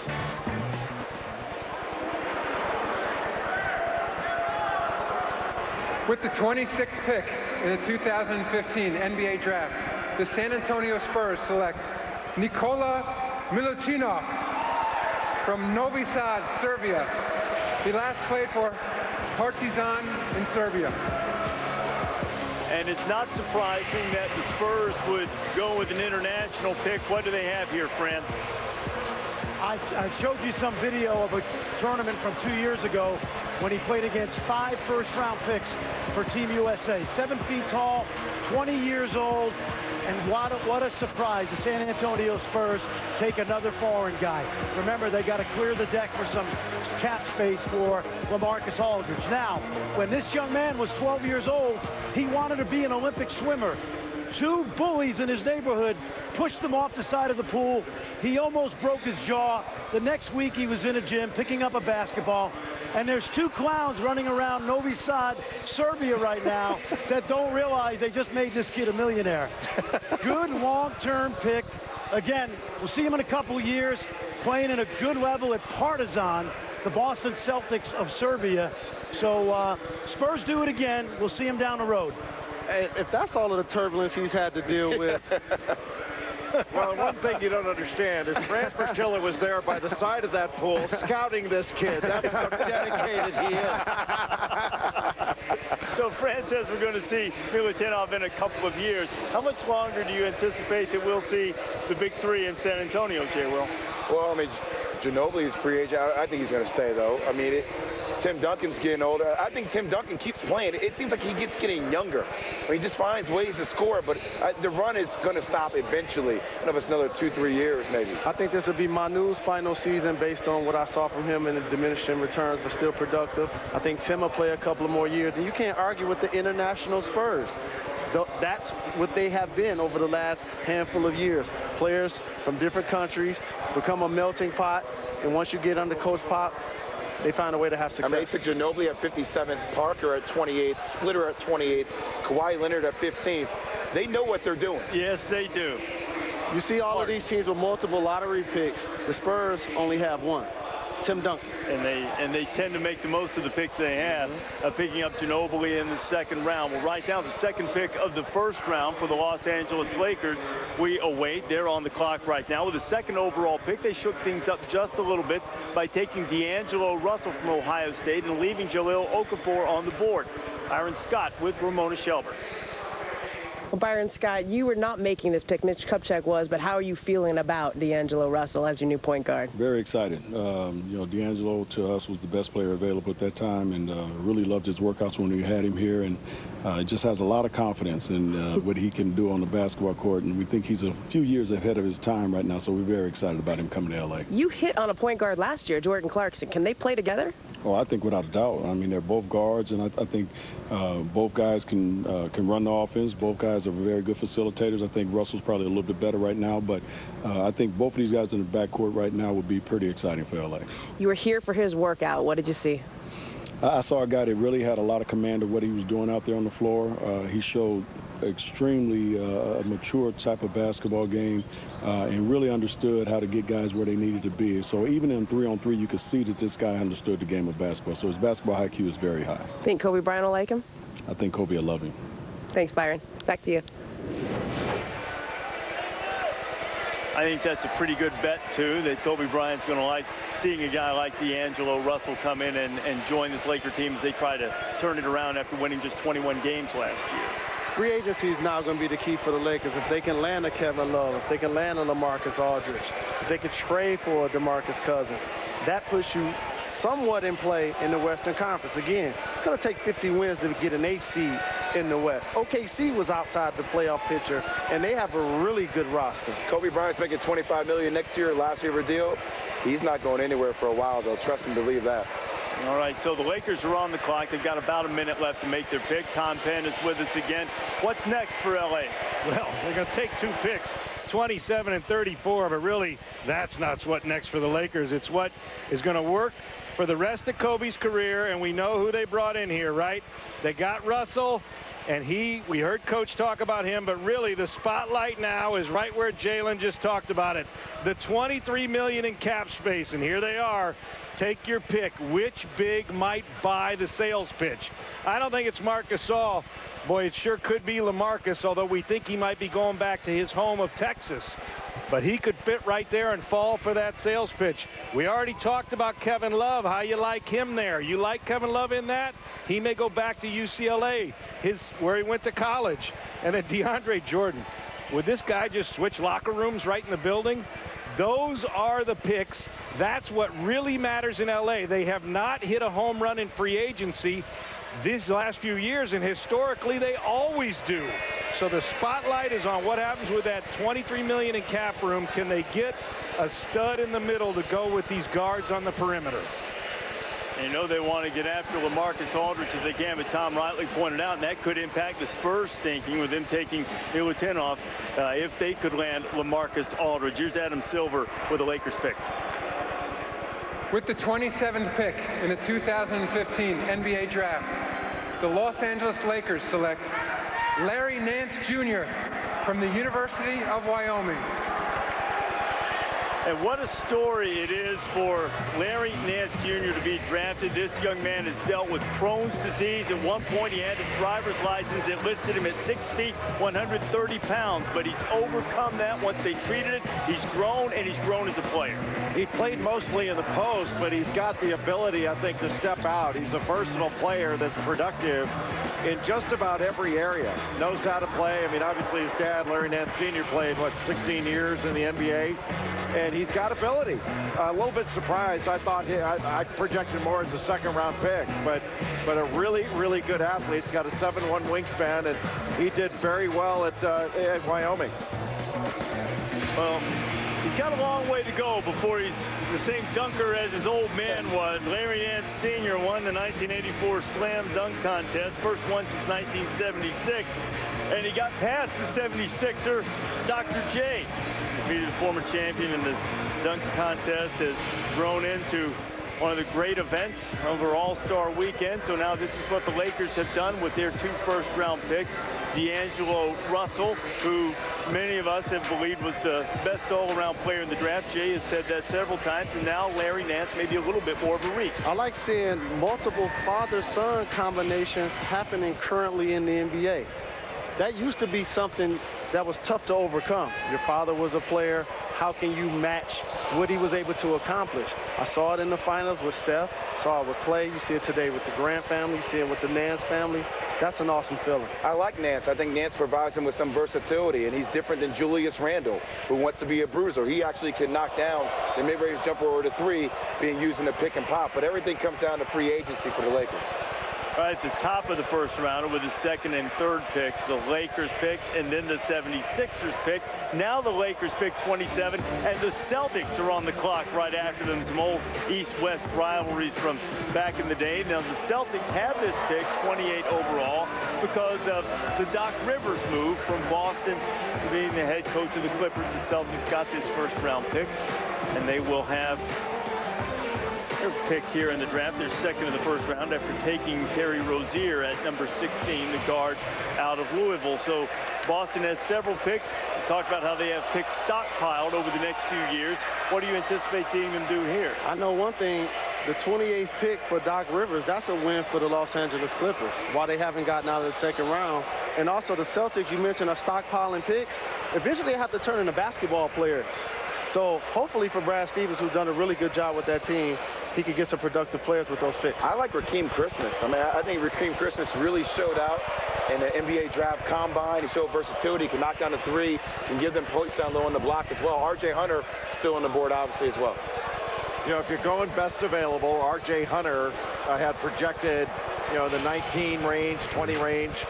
The best shooter perhaps left in the draft, 6'11" wingspan, got ridiculous range. Montrezl Harrell of Louisville, a guy who plays incredibly hard. And Kevon Looney, I had about 26, 27 or so, and a lot of people said he was going to drop because of a hip issue that has been running through the NBA, people talking about it. Who knows whether that's for real or not.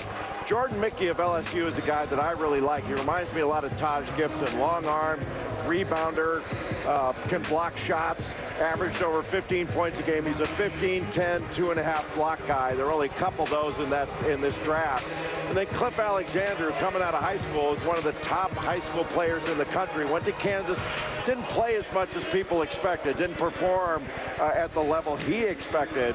And coming into this draft still has, I think, a good bit of value. Another long-arm guy that's very strong, not polished offensively, but is a good finisher inside. Too early for Connaughton? No, I mean, a popular pick for Pat Connaughton from Notre Dame, but he can really shoot it. I mean, he can really. You saw what he did at the combine athletically. If he needs somebody to throw a fastball, he throws it 95 miles an hour. You know who wants him to go as low as they can is the Orioles. The Orioles really want him. They're willing to pay him to stay away from basketball, but Connaughton wants to play basketball. So the Celtics on the clock have about a half-minute left here. As far as the Celtics plan, how do you feel like they're doing in terms of having made the playoffs this year under Brad Stevens? We talked about some of the guys they have with Marcus Smart. How do you feel about the course they're taking right now? I like what, I mean, obviously Danny Ainge has proven that he knows what he's doing with the basketball team, and I think they're stockpiling. I think you're going to see the Celtics try to make a ton of moves with a ton of trades. When you watch an NBA team play, you have to distinguish who their best player is. I think they have a lot of good pieces. They haven't established their go-to guy just yet. You're going to need that. Remember, they made the playoffs. They were not a 500 team. Exactly. So the Eastern Conference played a factor in that as well. So 3 more picks remaining here in the first round. Celtics, Nets, and Warriors, the world champions, will make them. Clock hits 0 now on Boston time, so we will have the pick for the Celtics in momentarily. How funny would it be if R.J. Hunter falls all the way down to Golden State?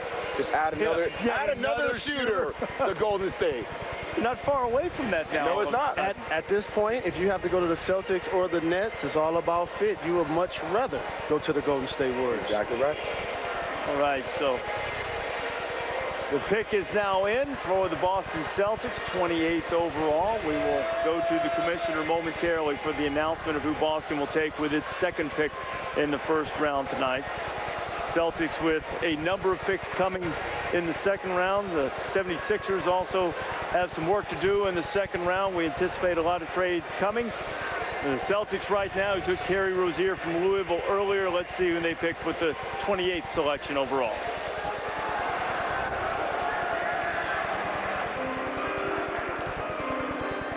With the 28th pick in the 2015 NBA Draft, the Boston Celtics select R.J. Hunter from Georgia State University. So the long-range shooter, R.J. Hunter, becomes the first player from Georgia State to play in the NBA once he makes it there. A couple have been drafted but didn't play in games. Well, he goes to bed and wakes up thinking about shooting. And he comes off screens looking to shoot anytime he catches it. And from wherever he catches it, that thing is subject to going up. He has got ridiculous deep range. You know, as soon as he crosses half court, literally that thing can be put up. Now, he didn't shoot a very good percentage this season. He was just over 30% from 3, but he's a way better shooter than that, and crazy length with a high release. Reminds me a lot of Kevin Martin. You said somebody that's looking to score. Kevin Martin averaged over 20 points before in this league. Already, before he gets off the plane, R.J. Hunter is the best shooter on the Boston Celtics. They needed three-point shooting. He's going to provide it. And also, at 6'6", don't underestimate his size as well. He's going to grow into his body. His range is as soon as he walks in the building. That's exactly where his range is at. And with a guard like Isaiah Thomas that causes a lot of double teams, his penetration, the guys like Marcus Smart and Strong get into the lane, he's gonna be huge for the Celtics shooting-wise. Opening up a good passer, too. He can pass it. Little pocket passes off a pick and roll. He can pass. Really versatile. You see him out there at 6'6", basically playing 3 positions. So you got a lot of guards in Boston now. They've selected 2 tonight. And now the homestanding Brooklyn Nets are on the clock with the penultimate pick of the first round. What will the Nets do with their first round selection? The Celtics will be a 6-7 and under team. You're watching the 2015 NBA Draft, presented by State Farm. Our website will tell you about the lowest total cost to own and the most fuel-efficient V8. So let's just enjoy this view for a few more seconds. Chevy trucks.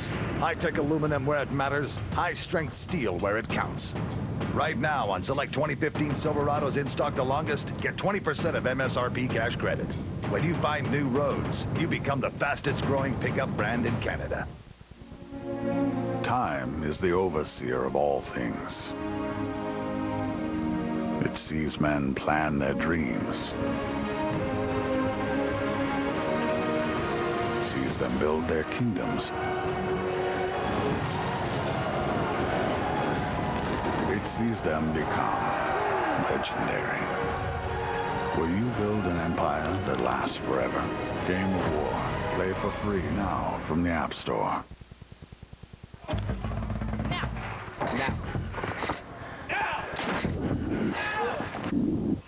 I'm this clock right now.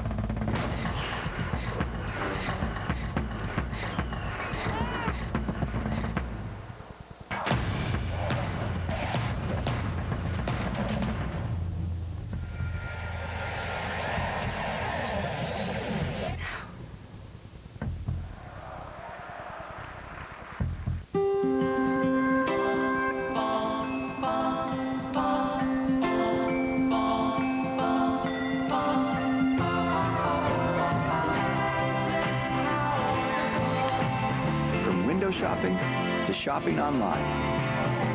No credit card is more accepted than MasterCard. Because turning the everyday into days that change everything is priceless. Proudly accepted at Walmart.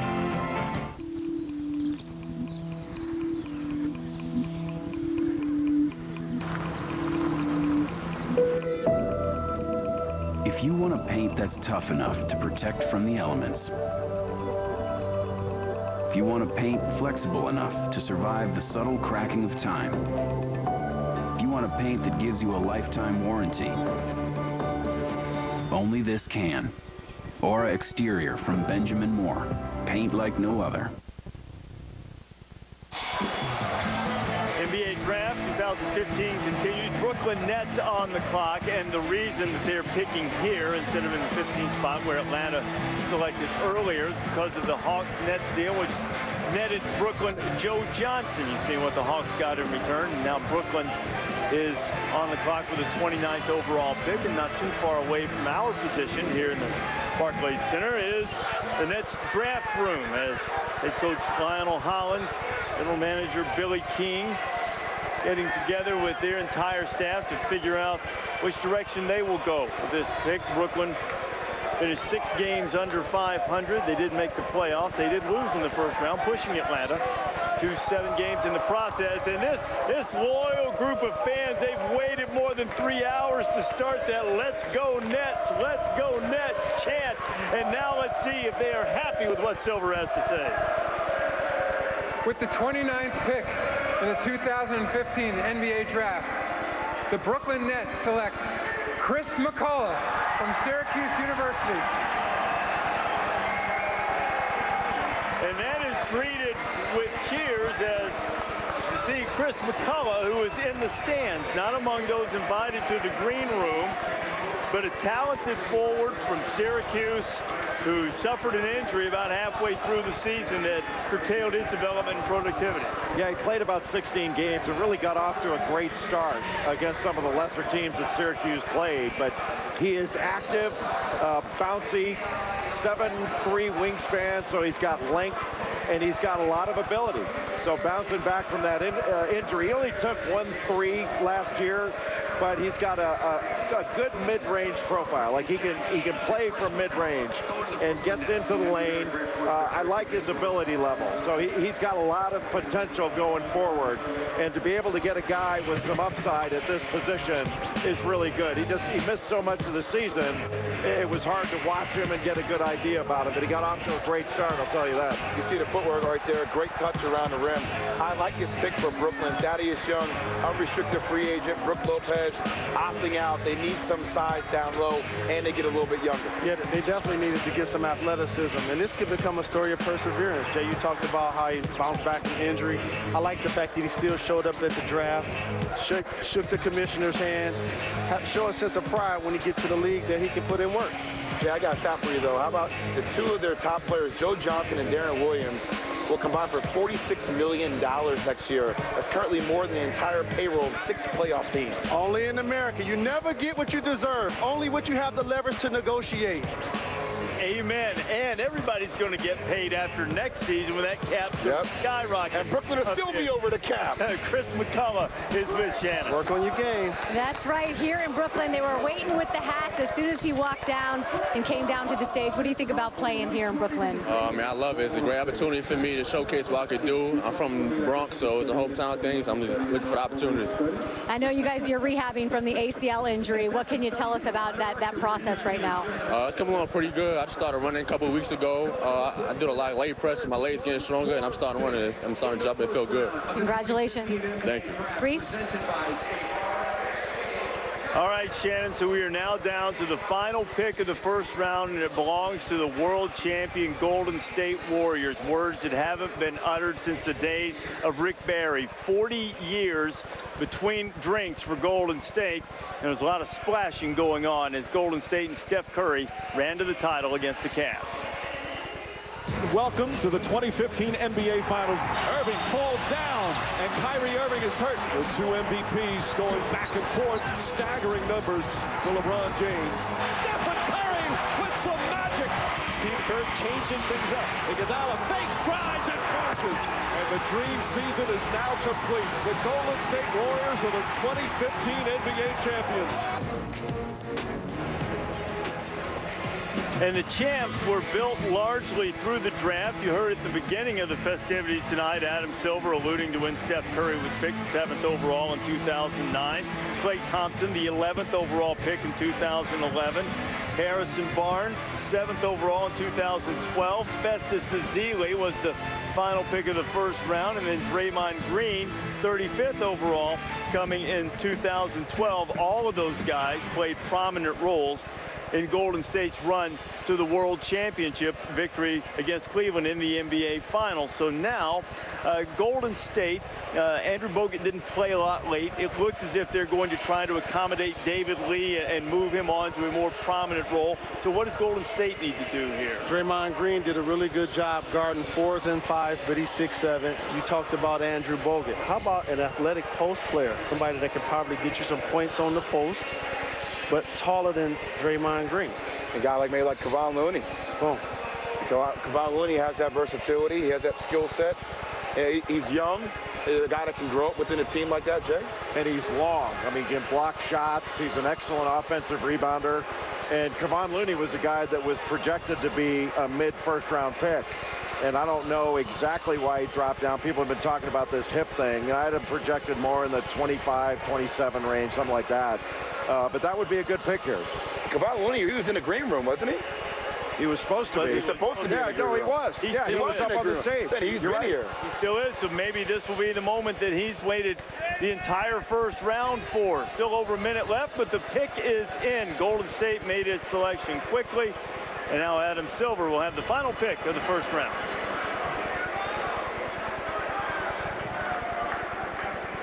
With the 30th pick in the 2015 NBA Draft, the Golden State Warriors select Kevon Looney from UCLA. Been a long wait for Kevon. He averaged 11.5 points, 9 rebounds per game in his only season at UCLA. He's second in the Pac-12 in rebounding, so Golden State gets a little bit of size, and apparently at this point in the draft, not scared off by the potential medical red flag we've heard a lot about. You know, if I'm Kevon Looney, I'm going to a team where I'm sitting there looking at a guy like a Draymond Green and said, exactly right. He was drafted second round, or like for a guy like him, late first round. But that guy's going to get over $10 million this year in Draymond Green. He has the same potential. Kevon Looney getting his moment with the NBA commissioner, and that is the final pick of the first round as Looney is going to the world champion Golden State Warriors.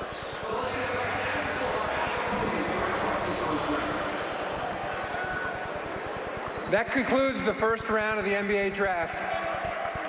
Thank you again to the Nets and the wonderful fans here at the Barclays Arena. Before we move on to the second round, I'd like to recognize the league's president of basketball operations, Rod Thorne, who will be stepping down in August after devoting more than 50 years of his life to the game of basketball. Rod has achieved success at every level. He was an All-American at West Virginia University and the second pick in the 1963 NBA draft. He was a coach in the ABA and NBA and a valued league and team executive. As general manager of the Bulls, Rod famously selected Michael Jordan as the third pick in the 1984 NBA draft. Before moving on to the 76ers, he was the NBA Executive of the Year, winning honors for taking the Nets to 2 consecutive NBA Finals. 2 of the greatest players ever wanted to acknowledge Rod. Hey, this is Jerry West. You've been one of my great heroes. I was sorry I didn't get a chance to play with you in college and also in the professional ranks. I love that. I cherish the days that we spent together on the road looking for future NBA players. The service you have provided to this league is second to none. Rod Thorne, the man that discovered Michael Jordan. What a great privilege, man. I'm very happy for you. Over the years, it's been an honor to know you. You brought me into the city of Chicago. Your dedication to the game of basketball as a player, definitely as a general manager in the league office, it's been unparalleled. Congratulations. An NBA institution for nearly half a century. Ladies and gentlemen, Rod Thorne.